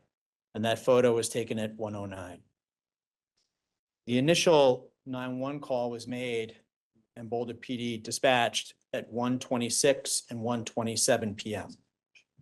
And 3 to 4 minutes later, the first officers, including Officer Mastriona, who was indeed a hero on this day, and other officers arrived. And the fire department arrived just 2 minutes after them at 1:32. And then the court can see when AMR, which is the paramedics that Boulder County contracted with at the time, or the city of Boulder contracted with at the time, when they responded after fire and police had already been on scene, taking the defendant into custody and treating the victims. I share this timeline with you for two reasons. First, because it shows that on May 30th, he is planning out, carrying out the steps to try to kill as many people as possible at a gathering in Boulder. But it starts much earlier than that.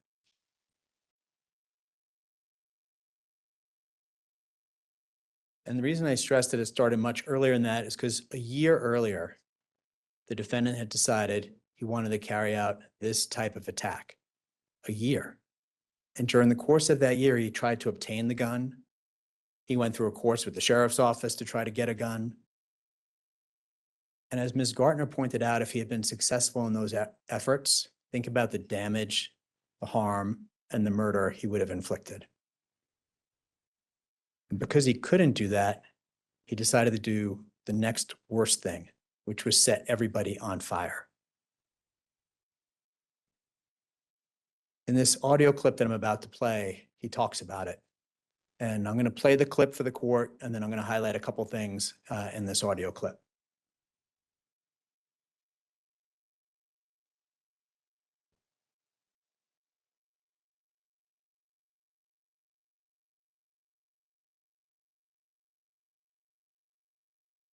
This worked earlier, Your Honor. I apologize. I am a bridge driver. I was working normally. I just was waiting. I planned for this from a year ago, more than 1 year. But I have a daughter, she was in high school. please, won't continue education. So I was waiting for her to finish. She just finished last Thursday. And it was by myself, nothing else. I was working last night. I just drove to the Target Center, buy some glasses, buy them fuel, and fill it, that's it. I tried to send a message. So, Your Honor, in that clip, you can hear him say that he'd been planning to do it for a year. And it's a little difficult to hear what he says next, but he's referring to his daughter who is in high school and waiting for her to graduate before carrying out this attack. That's important because it highlights the level of preparation and thought and intention that he put into this. It also highlights something that I think warrants a maximum sentence, because throughout this entire statement that he gave to the detectives, the only times he cries, as you heard just then, is when he's talking about his own family. When he talks about setting these people on fire, he doesn't shed a single tear. He doesn't say a single thing. There's no emotion. He's just cold. He's cold the entire time and has been ever since he decided to carry this out, up to and including today. So he cries in these clips that we have where he talks about his family and the impact on them and waiting for his daughter to graduate from high school. Well, he has a daughter who, if someday she goes on to college and people ask, what does your dad do? The answer is going to be, he's in prison for the rest of his life for setting Jewish people on fire. That's the legacy he's leaving. But it's the only time that he shows any emotion in this entire interview.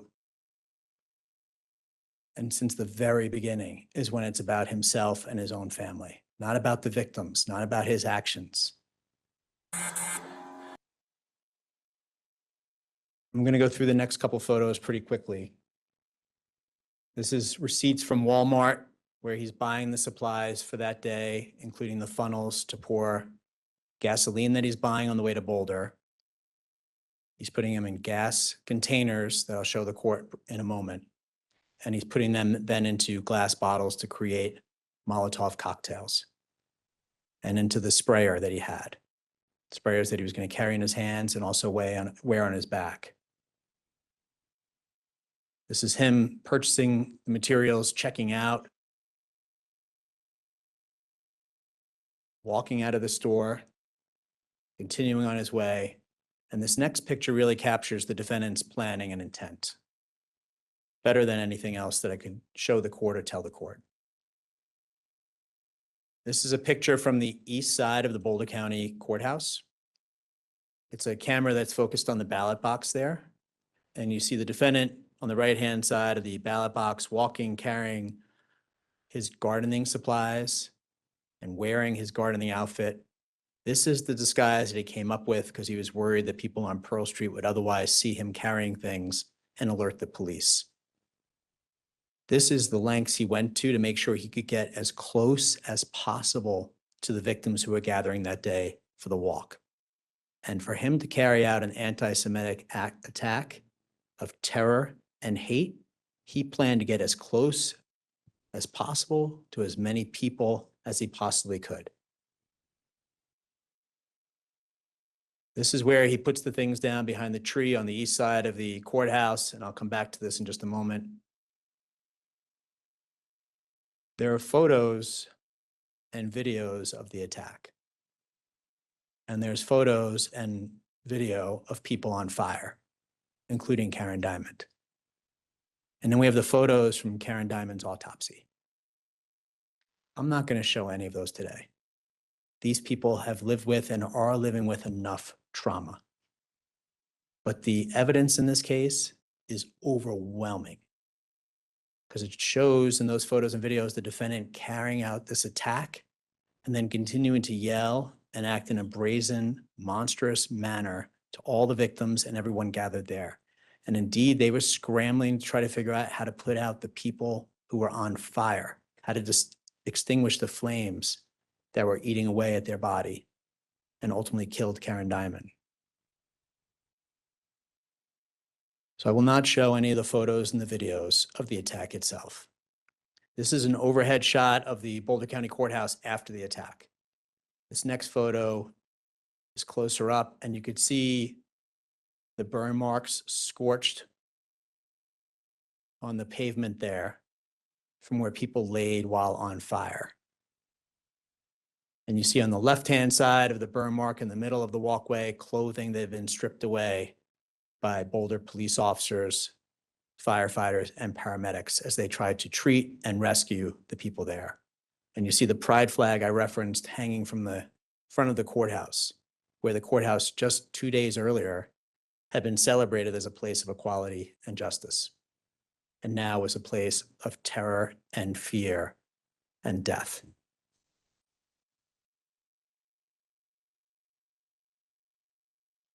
This is that picture again of them outside the courthouse. There were other people there that day. And I mentioned Rick Gartner and Gary Kornfeld, who were impacted by this. But indeed, it impacted the entire Jewish community. That's why we have hate crime laws, because it's not just the attack upon the victim, it's the attack upon the victim's entire group, their identity, and their community. To say this had a ripple effect would be an understatement. To say this was the first attack on Jewish community members would also be a false statement. The district attorney's office and the Boulder Police Department have a really strong partnership and working relationship with the Jewish Community Center in Boulder. But that relationship was born out of acts like this one. Before I even became district attorney in 2018, they were the source of attacks against Jewish community members and against the Jewish Community Center. And that has continued on. This is not an isolated act. This is an act committed by a defendant who believed what he was doing in trying to kill these people and in killing Karen Diamond was somehow justified. And I'm going to ask you to impose the maximum sentence that he and everyone else that might feel, think, or act the same way recognize that this is actually outrageous, unacceptable conduct that we will never tolerate in any community, let alone this community. I do choose to focus also on the response of the individuals who were there, the first responders, and the community members. And I do that partly to highlight we're here because of what the defendant did. But today, I also want to lift up the victims and recognize the tremendous response that was brought forward after he, one person, committed a senseless, horrific, tragic attack that hurt so many people, beyond just the 29 victims, beyond also Jackson, beyond all the people in the Jewish community and the Boulder community as a whole and all across Colorado and the world. I could spend all day talking about his actions, but I do want to talk about how we shouldn't be defined by the acts of one person, but by the good of the many who responded and helped that day. This is what was waiting if there wasn't a response by the victims to call 911, if there weren't good Samaritans who came to their aid. There were 16 Molotov cocktails in this bin that were waiting to be used by the defendant. And you think about the harm he could have inflicted on the community, how many people he could have hurt, how many others would have been killed, but for the courage and the strength of the people who were there and the rapid response by the Boulder Police Department and other first responders. These are all filled with flammable fluid and ready to go. The court should impose the maximum sentence because of what he did, but I'm going to ask you to impose the maximum sentence for what he planned to do. He was ready to hurt and kill so many more people. He just didn't get the opportunity to do it. These are the gas tanks that he had in his car that were found by law enforcement in conducting the search after the attack took place. And I'll talk about the first responders here because Officer Mastriona and others from the Boulder Police Department responded with incredible courage and took the defendant into custody. And members of the Boulder Fire Department did everything they could along with the paramedics who arrived shortly thereafter. It was the middle of the day on June 1st. and it was a beautiful day. And as Mr. Gartner said, it was on Pearl Street. It's just an incredible place. People gather there, tourists go there. It's a place for families to gather. There's the fountain area right there where kids go all summer long to jump through the water. And it became a nightmare for everyone because it's what he created. And it could have been so much worse except for the first responders. And the defendant's conduct was almost the equivalent of a bomb going off. And people, when bombs go off, usually run the other way. The first responders here, as they do and have had to do too many times in Boulder, ran towards it. And that's the only reason it wasn't even worse. And I have great respect for the courage and the response by all the first responders who came to the aid. That also includes, though, the work by Detective Tuck, Detective Bando, for the work they did, along with federal, state, and local partners. The response to this from all the agencies, federal, state, and local, is exactly what it should be. Working in collaboration, working together to make sure the defendant was brought to justice and that indeed an overwhelming case was presented for us to prosecute. And that's what I want to turn to next as I talk with the court about the response. This is from the Boulder Jewish Festival 1 week later. Every year, the Boulder Jewish Festival attracts hundreds of people.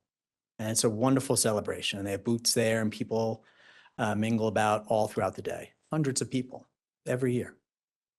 This year, 2025, there were thousands. It's not just the response by law enforcement and paramedics. It's the response by Colorado as a community that I look to. The thousands of people who came out to support the Jewish community and support this community after another time of horror and pain and murder had been inflicted. This is the picture we should remember, because this is thousands of people coming in response to the terror that one man, this guy, unleashed. You've heard enough from the victims. I don't have to address the trauma and pain that they've inflicted. I would just emphasize for the court, it did ripple far beyond the people who are listed as victims in this case, and it affected an entire community. So I turn now to ask the court to consider for the purposes of sentencing, and I have the statute on the screen and the court's well familiar with it, of course. I'm just going to touch on a couple pieces for the court to consider from the people's perspective.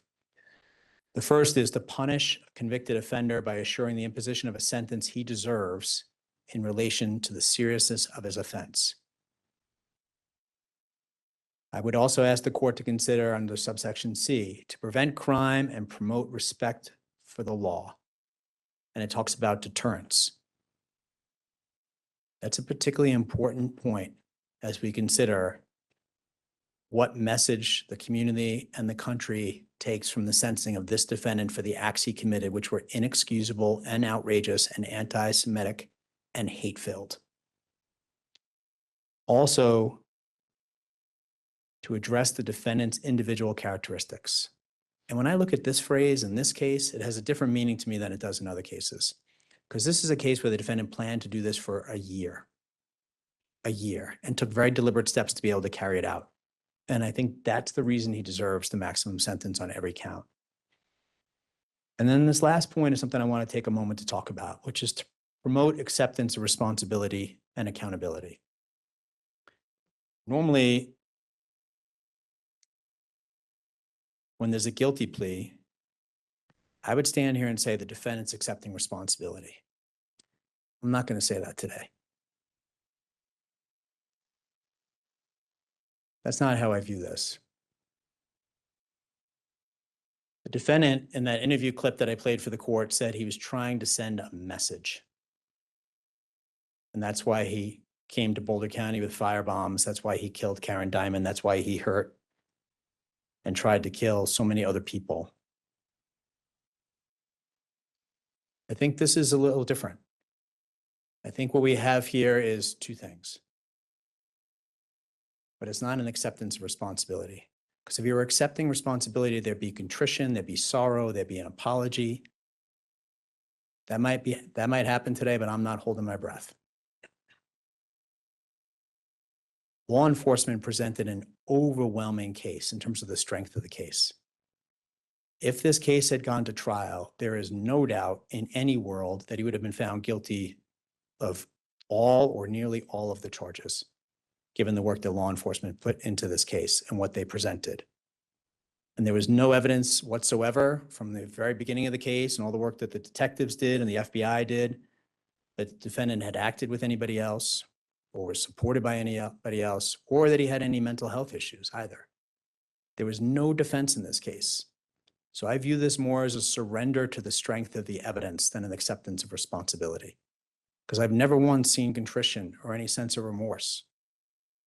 And to the extent he's doing it because he has a pending federal case, and I can't speak to that, but to the extent that's a factor, that's him looking out for his own self-interest. That's not him accepting responsibility. That's him doing it because we have an incredibly strong case because of the work of law enforcement, and he has the federal case to still contend with. That's not an acceptance of responsibility. So yes, he's pleading guilty. And yes, that's why we're here. And the defendant's pleading guilty to all charges. There's no plea offer, there's no plea agreement. He's pleading guilty to all the charges, and that's the right thing. And I'll talk about that in a moment. But I also view this as so important for the victims. So I do view this guilty plea, and I would suggest to the court that this guilty plea to every charge and your sentencing of the defendant is the best possible outcome in the most horrific case possible, because it saves them from having to go through the trial. It saves them from having to see those photos and the videos that we have as evidence. It saves them from the emotional trauma and impact. And for that, there should be thanks. But it's not a thanks to him. It's a thanks for the other reasons that he's pleading guilty. This is the right outcome, and this is justice. But he deserves no credit whatsoever for this case ending today, as opposed to it ending with guilty verdicts in July. These are the sentencing ranges, and the court's already hit on these, so I won't dwell on it. Just a couple things that I'll mention. For murder in the first degree, the only sentence available to the court is life without the possibility of parole. And there were 2 counts of murder in the first degree as to Karen Diamond. There were 29 victims in this case, plus the dog Jackson. But I want to pause for a moment and just want to talk about Karen Diamond, if I may. By all accounts, she was an incredible, wonderful, energetic woman, a great wife, mother, and grandmother. And from her family, we have learned so much about her, and it would have been a privilege to meet her. She's the one victim the court cannot hear from today because the defendant killed her. There's some age at which, to me, that someone earns the right to die a peaceful death. And instead, the defendant subjected Karen Diamond to the worst possible death ever. To be burned alive and to survive for weeks and to fight bravely to try to live for her husband, for her sons, their wives, and her grandkids. And the fact that Andrew and Ethan talked about how she lived those last days with incredible compassion and courage says so much about her. But her death, her murder, says so much about him. And on each one of these charges, and this is why the people insisted that he plead guilty to every charge, each one of these charges, the defendant should be sentenced to the maximum sentence allowed under law. And yes, he's getting life without the possibility of parole for killing Karen Diamond. But the court heard about the impact that his crimes had on everybody there that day, on each one of the victims. And that's why I'm going to ask the court to reflect in the sentences for each one of these charges, the harm that he caused to each one of those victims. So life without the possibility of parole should be followed by consecutive maximum sentences on each one of the charges, because those sentences matter.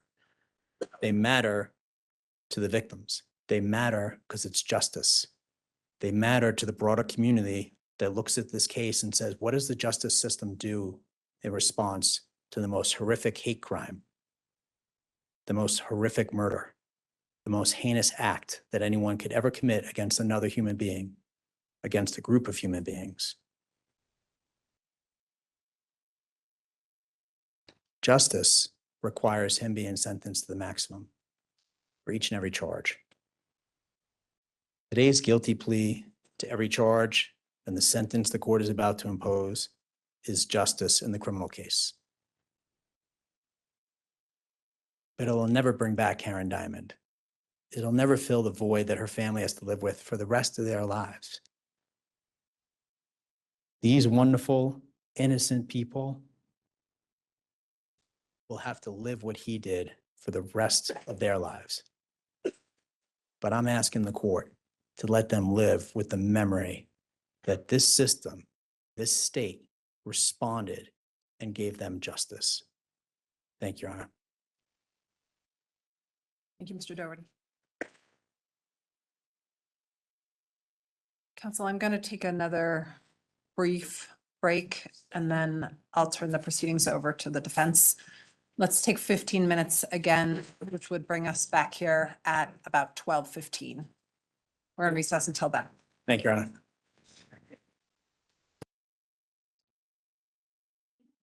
We are back on the record at this time in the Soliman matter, 25 CR 785.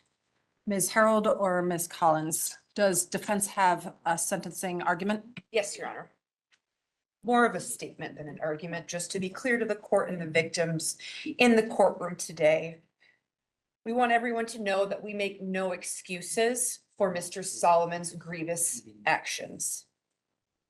There are no words that can change the horrific events or the deep grief the Diamond family, the other victims, and our community suffered from Mr. Soliman's actions.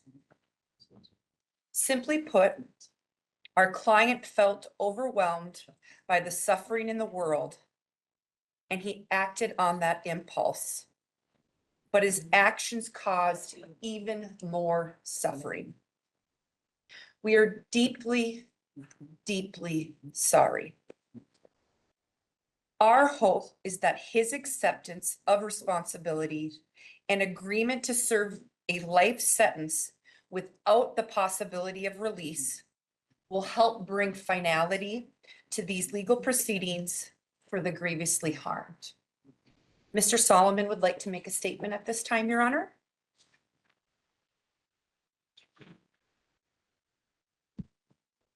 Mr. Soliman, you are welcome to address the court. Will you do it in English or in Arabic? I prefer in Arabic and I don't know, I need to be close with them or they be close to me? We can hear from you. Yep, and I just want to make sure that we can hear them on the WebEx and the live stream through the microphone. Yes, Your That's Honor. with the interpreters. Sure. Okay. Go ahead, Mr. Soliman. السلام عليكم ورحمة الله وبركاته. Peace be with you. أحييكم جميعا بتحية الإسلام. السيدة القاضية، السيدة المحامين، السادة الحضور، الضحايا وعائلاتهم. I greet everybody, the Islamic greeting to the judges, the attorneys, the families of the victims. أرغب في البداية التأكيد على أن ما قمت به ليس من تعاليم الإسلام. I would like to express to the court and ensure the court what I have done is not from the teaching of Islam. بدلا من أن أكون ضوء في عالم مليء بالظلام. Instead of being a darkness in a world that is full of darkness, بدلا من أكون ضوء منير في عالم مليء بالظلام. rather than being a light in a world that is full of darkness,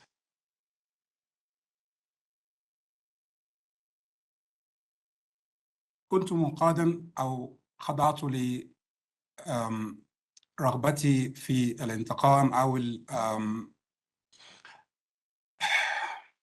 عدم القدرة على التحكم في غضبي. I went through doing revenge rather than controlling my emotions. أبدأ كلمتي بالاعتذار أولاً. I want to begin first and show my apology. بعد أن اعترفت بالذنب وأظهرت رغبتي في تحمل المسؤولية الكاملة لما قمت به. After I pled guilty and wanted to show that I take full responsibility for my actions. فكل كلماتي من قلبي وهي صادقة ولا أتوقع منها أي تخفيف للعقوبة أو إظهار أي نوع من الدعم، إنما فقط لشرح موقفي وإظهار حقيقة الموقف بشكل كامل. Everything that I am going to say is not about me asking for a reduction in the sentence, but rather show my truthful of what I want to show about the situation. وفي البداية أضم صوتي إلى صوت مدعي الشعب وأطالب المحكمة باتخاذ أقصى العقوبة الممكنة. I would like to add my voice with the district attorney and impose the maximum penalty.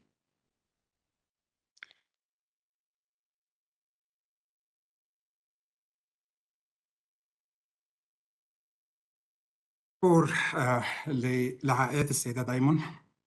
For the family of Ms. Diamond. لا يوجد كلمات أستطيع أن أعبر بها عن أسفي وحزني لوفاتها. There's no words that I can express my sadness for her passing.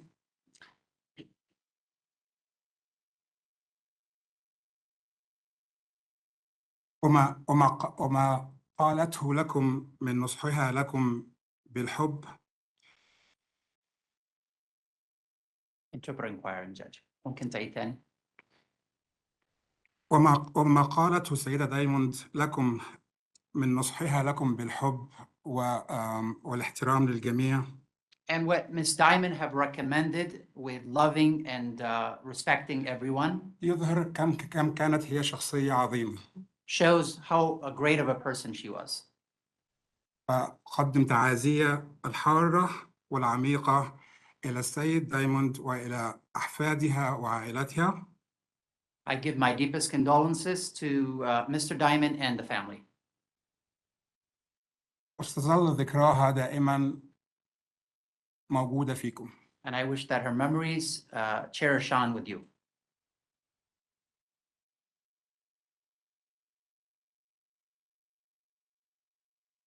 ممكن هذه الكلمات أن تكون عزاء لكم أيضا. Maybe these words can be taken as condolences to you.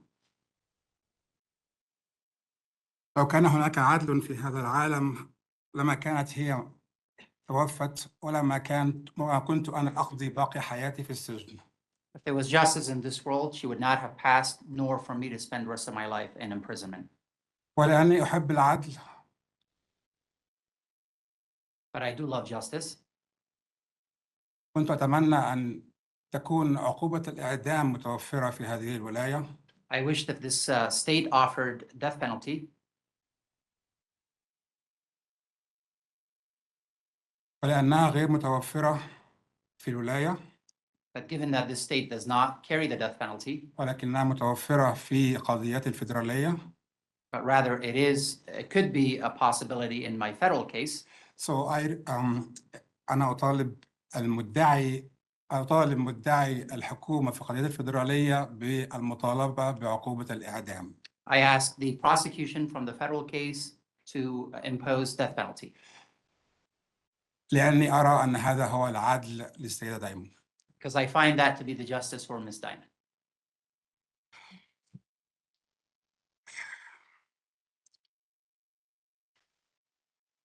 أود التقدم باعتذاري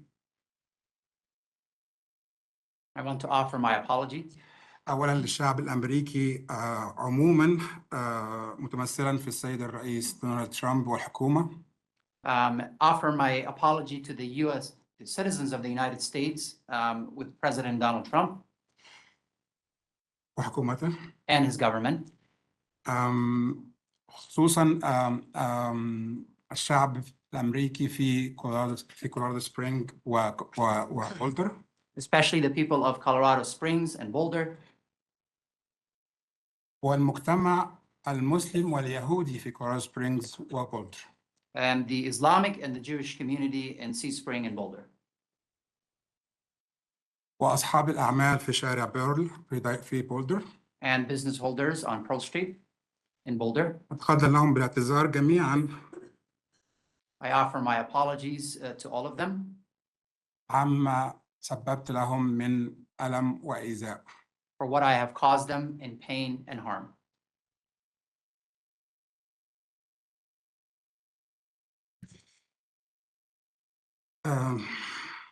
النقطة التالية عبارة عن بعض الحقائق.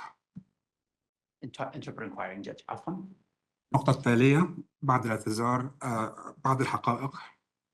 My next point is after my apology, some of the facts. لو عاد بي الوقت لما فعلت هذا.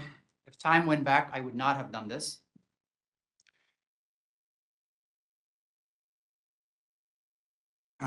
وهذا ضد تعاليم الإسلام. As this is not according to the teaching of Islam. ما قمت به هو قراري وحدي وأتحمل مسؤولية كاملة عنه ولا يعلم عنه أحد. What I did came out of myself, only myself, and I take full responsibility and no one else was involved. لم أكن يوما في حياتي كاملة منتمي لأي فئة أو عضو في حزب أو جماعة سواء دينية أو سياسية أو حتى كروية أو حتى رياضية. I never belonged to any political group or was a member of political group or religious group or even athletic group.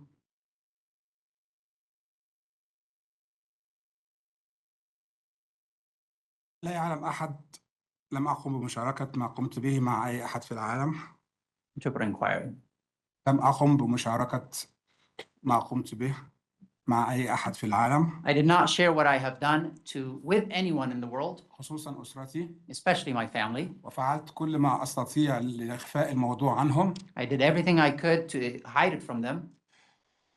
وإن كان أحد في هذا العالم قادر على منعي من القيام به فهو أسرتي. And if there was anyone in the world that would prevent me from doing this, it would have been my family. وكلهم جميعا أظهروا علانية رفضهم وغضبهم مما قمت به. All of them showed their refusal and their denial of what I have done. وأتقدم لهم بالاعتذار. And I offer them my apology. لكل ما عانوه لمدة عام تقريبا. For all what they have suffered for approximately a year. لما قمت به. For what I have done. تم حرمانهم من حريتهم لمدة عام تقريبا. Their freedom was prevented for approximately a year.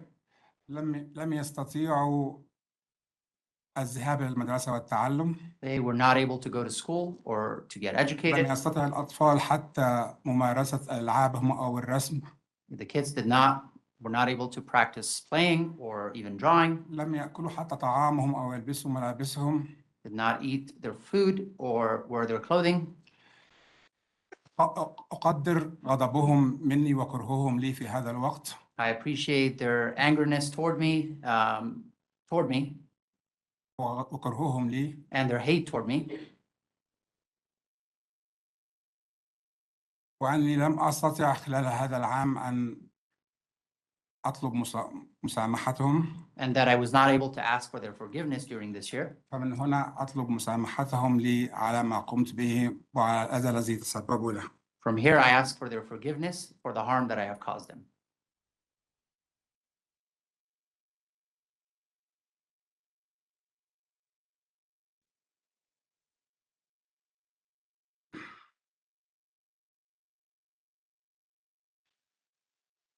أرجو التوضيح على نقطة مهمة I would like to clarify a important point. أشار لها مدعي الشعب uh, People's attorney referred to عندما قلت أنني أخطط لمدة عام. when I mentioned or I said that I have been planning for a year. أعتذر عن سوء لغتي الإنجليزية، فأنا لم أقصد أنني أخطط لمدة عام، فلا يوجد إثبات أنني أخطط لمدة عام، إنما كنت أفكر في هذا الموضوع لمدة عام. I apologize for my poor English, but I was trying to say instead of planning, I have been planning for a year. Rather, I was thinking about it for a year. ولا يوجد إثبات لهذا في كل التحقيقات. And there was no proof for all of this during all the investigation. عندما ذهبت إلى بولدر في يوم 1/6 When I went to Boulder on June 1st, لم أذهب إلى هناك أبدا سابقا، I have never been there, ولم أعلم من سأقابل أو من سأراه. and I did not know who I'm going to see, who I'm going to meet. ولا أعلم حتى ماذا كان سيحدث في هذا اليوم. And I did not even know what's going to happen on that day.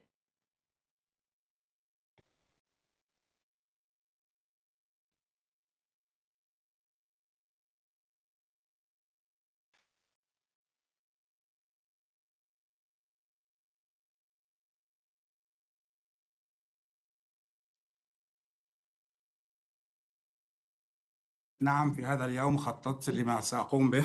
Yes, on that day, I did plan for what I have done. وكان في حوزتي 18 زجاجة. And I had on my possession 18 bottles. قذفت فقط 2. I only threw 2. ولعل بعضكم سأل نفسه لماذا لم يستخدم باقي الزجاجات. Maybe some of you wonder why I did not use the rest of the cocktails. حب التأكيد لكم على أني لم أقم بها لأني لم أقم بإيذاء أي إنسان في حياتي مطلقا. I want to reassure you that I did not do that because I have never harmed a person in my life. ولم أستطع رؤية أشخاص آخرين يؤذوا بسببي. Nor I had the ability to see others being harmed because of me.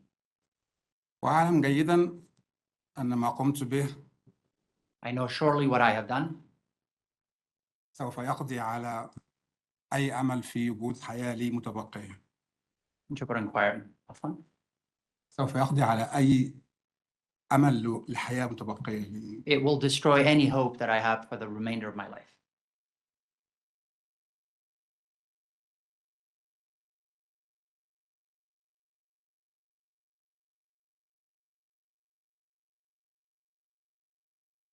نقطة أخرى مهمة. One more important point. من حقكم وصفي بأبشع الأوصاف. جبان، حقير، بذيء، وحشي. It is your right to describe me with all of the adjectives you have done. Coward, vicious, all of the adjectives. أتقبل هذا. I accept it. ولكني لا أتقبل اتهامي بجريمة كراهية. I accept all of that, but I do not accept being accused of the word of hatred. خصوصا ضد الجالية اليهودية. Especially against the Jewish community. لقد نشأت وترعرعت في بلد. I grew up in a country. في سلام دائم مع العالم. And peace at all time with the world. أحكي لكم قصة قصيرة. I will speak to you about a short story. في عام 2000. In 2000. وخلال دراستي في الجامعة. And during my studies in the university.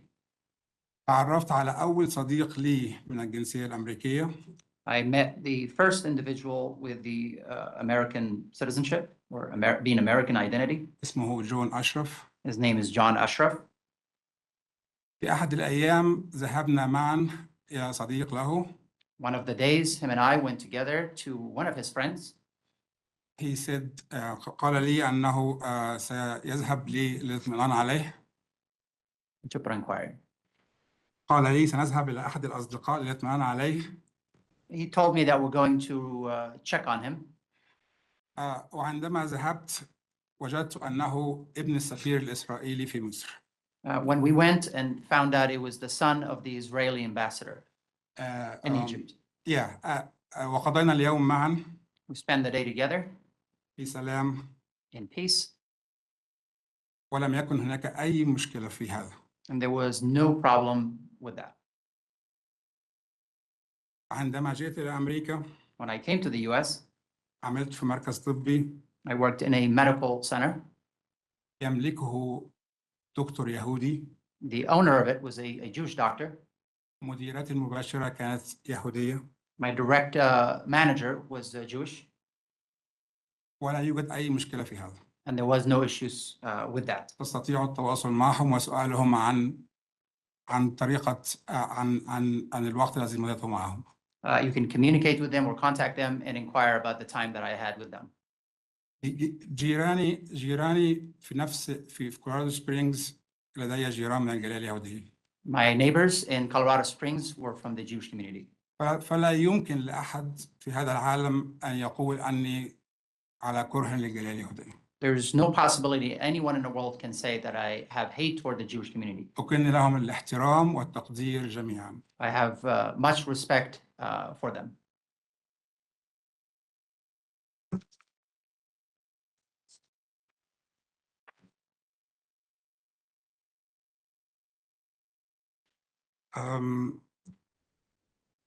بخصوص الكلب جاكسون.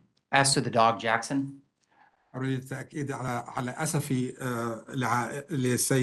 للسيد جيري والسيدة جودي. I want to reassure my apology to Mr. Jerry and Julie. وأنه من تعاليم الإسلام أيضا ضد إيذاء الحيوانات. And the teaching of Islam is also against the harming of animals. وأطلب منهم محاولة تبني حيوان آخر لأنه سيساعدهم في دعم الحيوانات بشكل أكبر. I asked them to adopt another animal as that will support animals adoption in general.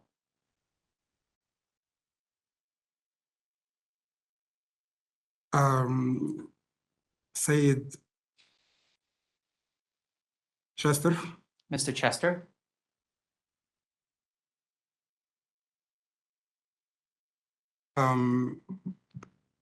كما أوضحت لا يوجد لدي أي كره أو نية لإيذاء الجالية اليهودية، إنما بشكل كامل أنا على حب واحترام لهم جميعا.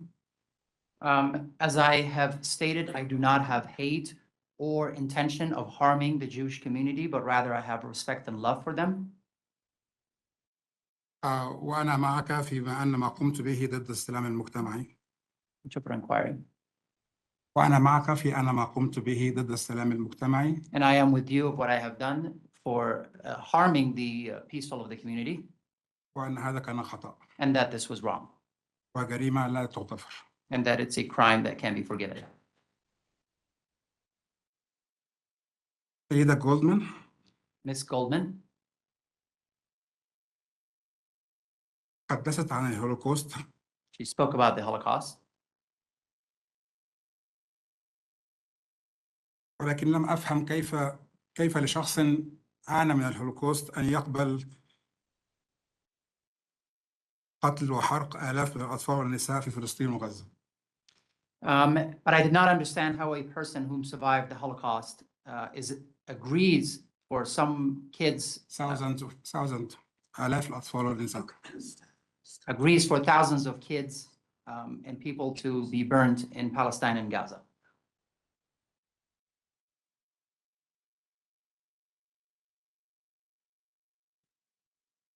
أو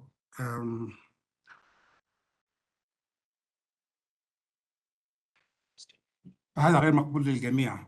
أنا معكم في أن هذا غير مقبول لكل الأطراف. This is not acceptable for all the sides.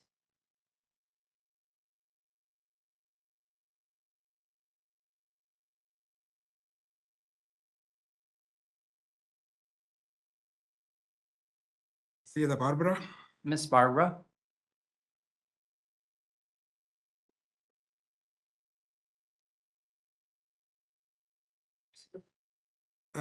قلت أنني محظوظ بوجودي في أمريكا. قلت أنني محظوظ بوجودي في أمريكا. You stated that I am lucky to be in the US. نعم هذا صحيح. Yes, this is accurate. فعندما قررت السفر إلى أمريكا When I decided to move to the US, أعلم أنها بلد تتقبل الجميع. I do know it's a country that accepts all. قد جئت من بلد I came from a country لا يعرف حقوق الإنسان ولا حقوق المرأة ولا حقوق الأطفال. does not know humans' right, does not know women's right or children's rights.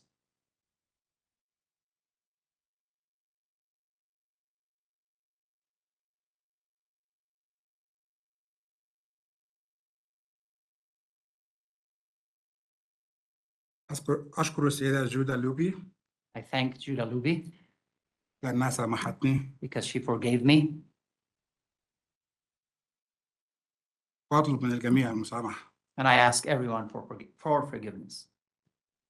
السيد فيكتور Mr. Victor,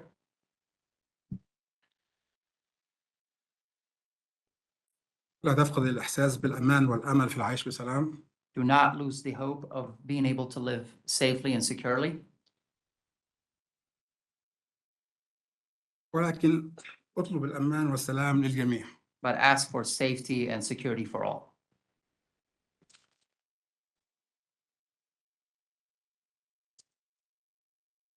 السيدة راهيل Ms. Rahel or Rachel, أنت طبيبة you're a doctor. وهذا عمل رائع. This is a fabulous work. وبالتأكيد مجددا على احترامي وتقديري للجالية اليهودية. I want to reassure again or repeat myself again for my deepest respect for the Jewish community والفصل الكامل بين اليهود وبين إسرائيل. and interpret inquiry. الفصل الكامل بين اليهود وإسرائيل. And the whole chapter between the Jewish community and Israel.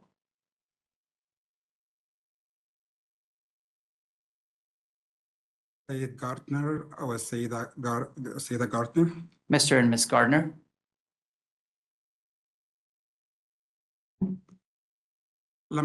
لم أسعى يوما للحصول على سلاح I never attempted to get a gun للقيام بهذه الجريمة. to commit this crime. وإنما ما قمت به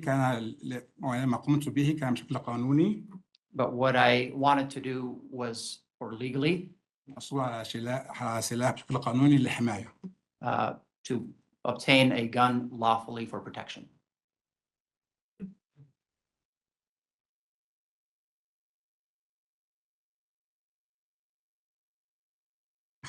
تحدثت السيدة جارتنر عن كيف تكون حياة أطفالهم صعبة بدونهم. Ms. Gardner spoke about how the children's life will be difficult without them. وهذا طبعا لهم الحق الكامل في هذا. This for sure, they have the full right to it. ولكن ماذا عن آلاف العائلات التي خسرت عائلتها بشكل كامل ولم يبقى منهم أحدا في فلسطين وغزة. But what about the families whom have lost what about hundreds of thousands of families whom have lost their families in Palestine and Gaza? لا يجب أن يخاف أحد في أي مكان في العالم. No one should be afraid anywhere in the world. ويجب أن يطبق العدل في كل العالم. But justice must apply everywhere in the world. ويجب أن يتم حماية الأطفال في كل العالم. And kids must be protected everywhere in the world. وحماية النساء في كل العالم. And women must be protected everywhere in the world. وحماية الأطقم الطبية والمسعفين في كل العالم. And first responders and medical responders to be protected everywhere in the world. حتى في ظل الحروب. Even during wars. سيدة جين. Miss Jane. قلت يعني إرهابي بدون ملابس. You stated that I am a terrorist without clothing.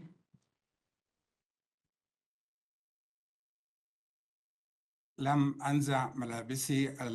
أنزع التيشيرت الذي كنت ألبسه إلا أني أصبت بحروق.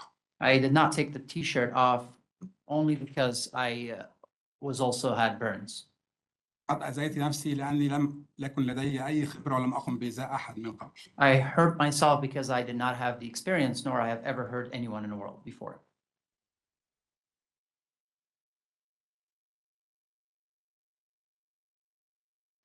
قلت أنه سبب صدمة ضد الغضب ضد اليهود Stated that it did cause a shock or trauma against the Jewish people وكل العالم. all around the world. أحب أن أؤكد لك أن اليهود لم يكونوا أبدا في أمان إلا مع المسلمين في كل بلاد المسلمين. I want to reassure you that the Jewish people were never in peace unless that they were with the Muslims. نعم أنا ضد إسرائيل. Yes, I am against Israel. ولا أستطيع إنكار ذلك. And I can't deny that. وهذا من حقي. And that's my right.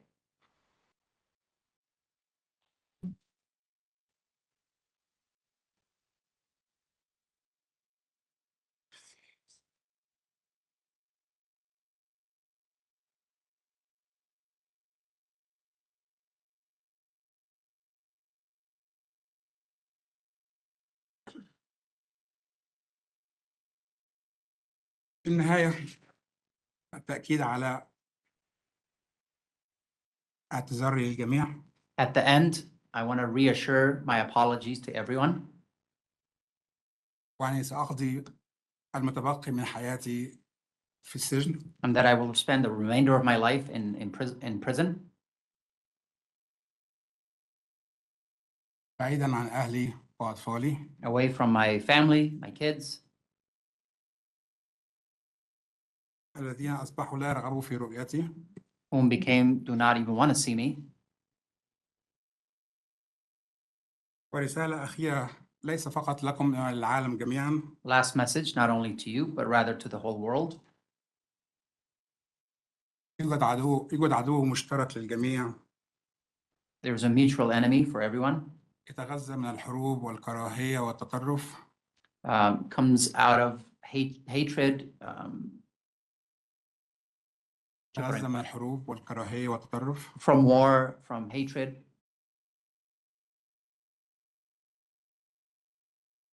ونشر الفساد والمخدرات. And distribution of drugs, corruption. والفقر والمجاعة. And hunger. And poorness. والأمراض. And illnesses. هذا العدو هو. This enemy is. الصهيونية. Zionism. اقضوا على الصهيونية قبل أن تقضي عليكم. End Zionism before it ends you. شكرا جزيلا لكم. Thank you very much. All right.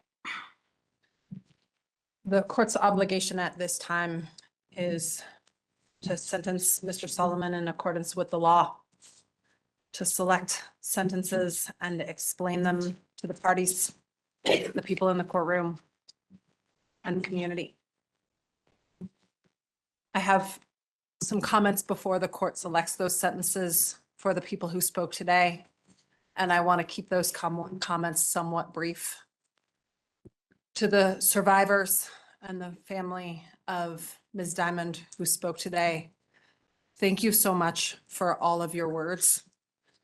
Each of your words helped me to understand the great variety in your experiences and your emotion. And you also spoke as one community whose solidarity I heard. The court has an obligation to sentence the first-degree murder charge to a period of life in prison without the possibility of parole. That's not something within the court's discretion, and the court also finds that it's an appropriate sentence. It is the controlling sentence. But the court has a number of charges that I do have discretion on, and I need to select sentences that honor the purposes of the sentencing laws. Mr. Doty displayed that sentencing statute. And in selecting those sentences today, I view my primary obligation under the sentencing statute to speak to the seriousness of the offenses committed by Mr. Soliman, and to promote respect for the law and to deter others who might consider anything similar. When I do that, I conclude that the most serious sentences available under the law are the appropriate ones for each of the offenses, and those will be the ones that the court will impose. When I talk about the exceptional seriousness of the offenses, I mean that, Mr. Soliman, the court finds that you chose to victimize people who were peacefully gathering together.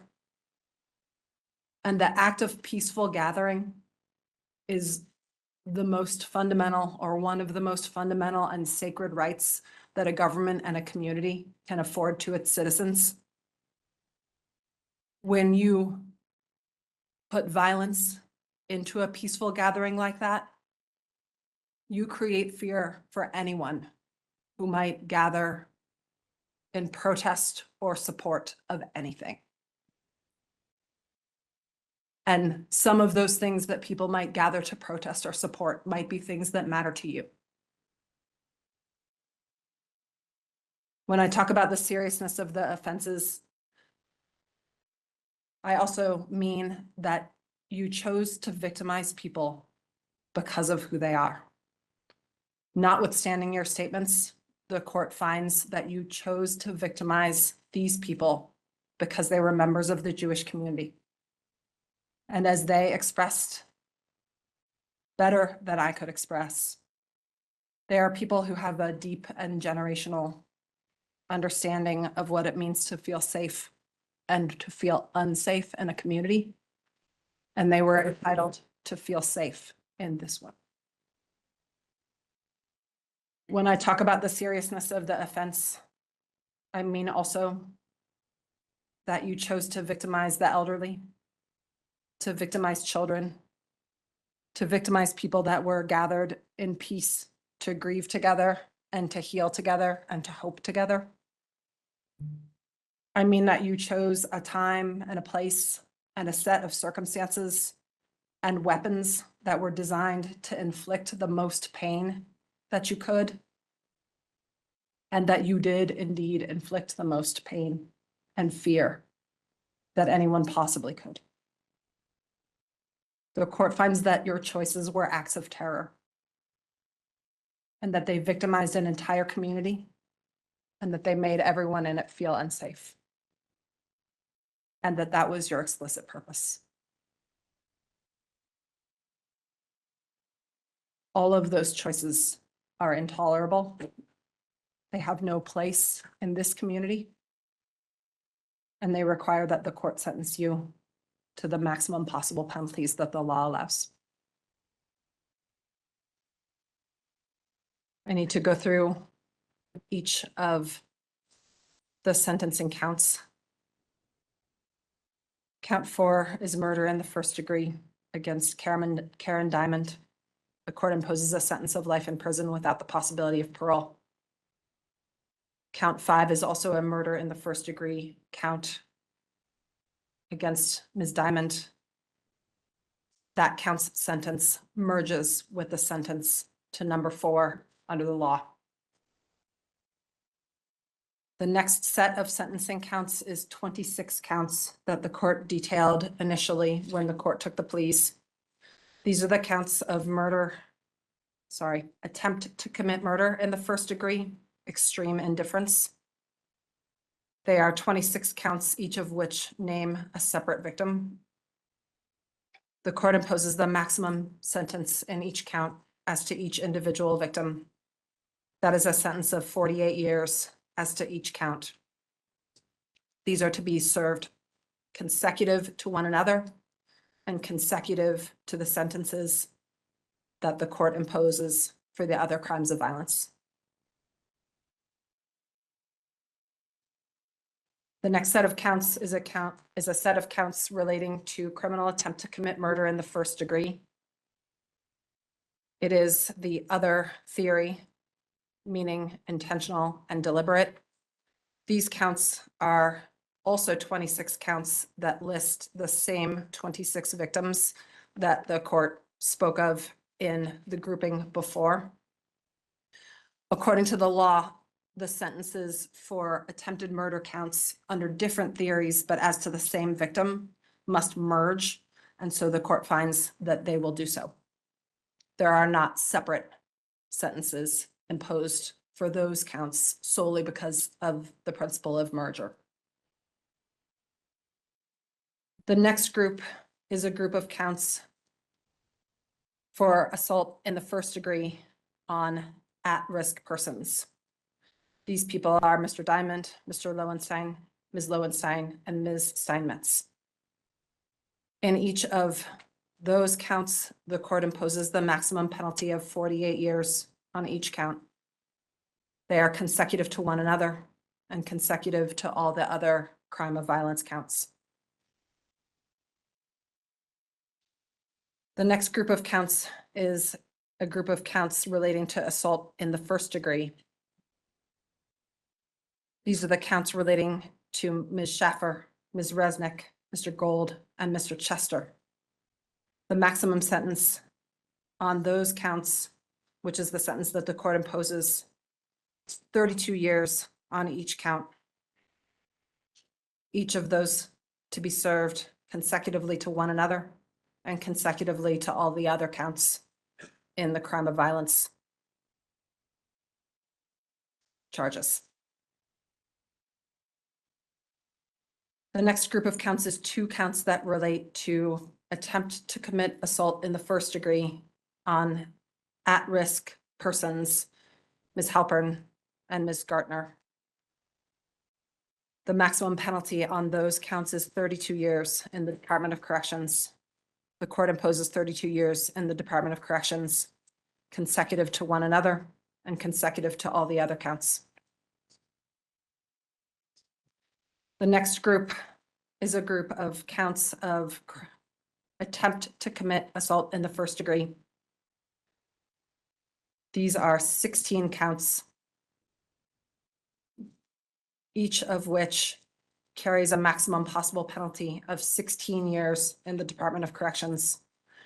The court imposes 16 years as to each count, consecutive to one another and consecutive to all the other counts.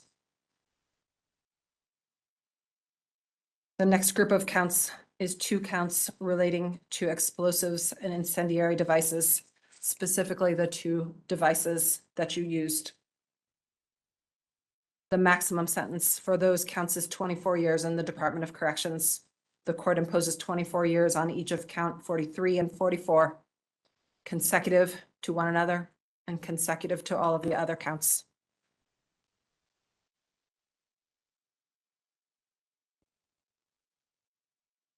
The next group of counts is counts 45 through 60 that are attempts to commit the use of explosives or incendiary devices. Those relate to the devices from the photo that Mr. Doherty showed during his presentation of the group of devices that remained in the bucket and were recovered by law enforcement. The maximum sentence for those counts is 12 years in the Department of Corrections. The court imposes 12 years as to each count 45 through 60. They are consecutive to one another and they are consecutive to the other counts in the case. The final three counts are the cruelty to Jackson count and two accounts of assault in the third degree. These counts are defined under the law as misdemeanors. And misdemeanors, as the parties know, are typically sentenced to a jail term in the county where the offense occurred and where the sentencing is.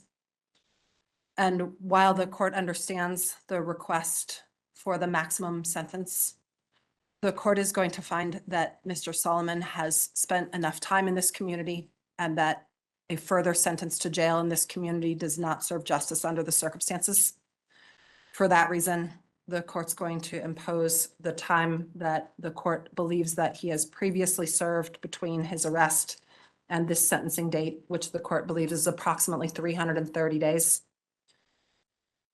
The court's going to close those counts with concurrent sentences in the 3 counts to credit for time already served for the purpose of ending Mr. Solomon's relationship with Boulder County, including his incarceration here in this county.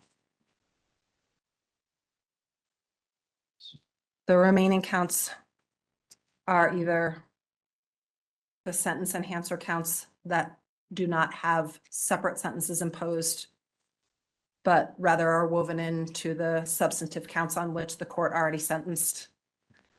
I think the record already reflects that some counts were previously dismissed. They were not dismissed today. They were dismissed because circumstances changed and the district attorney's office previously moved and the court granted dismissal of counts that didn't apply under the facts prior to the case reaching the point that it is today.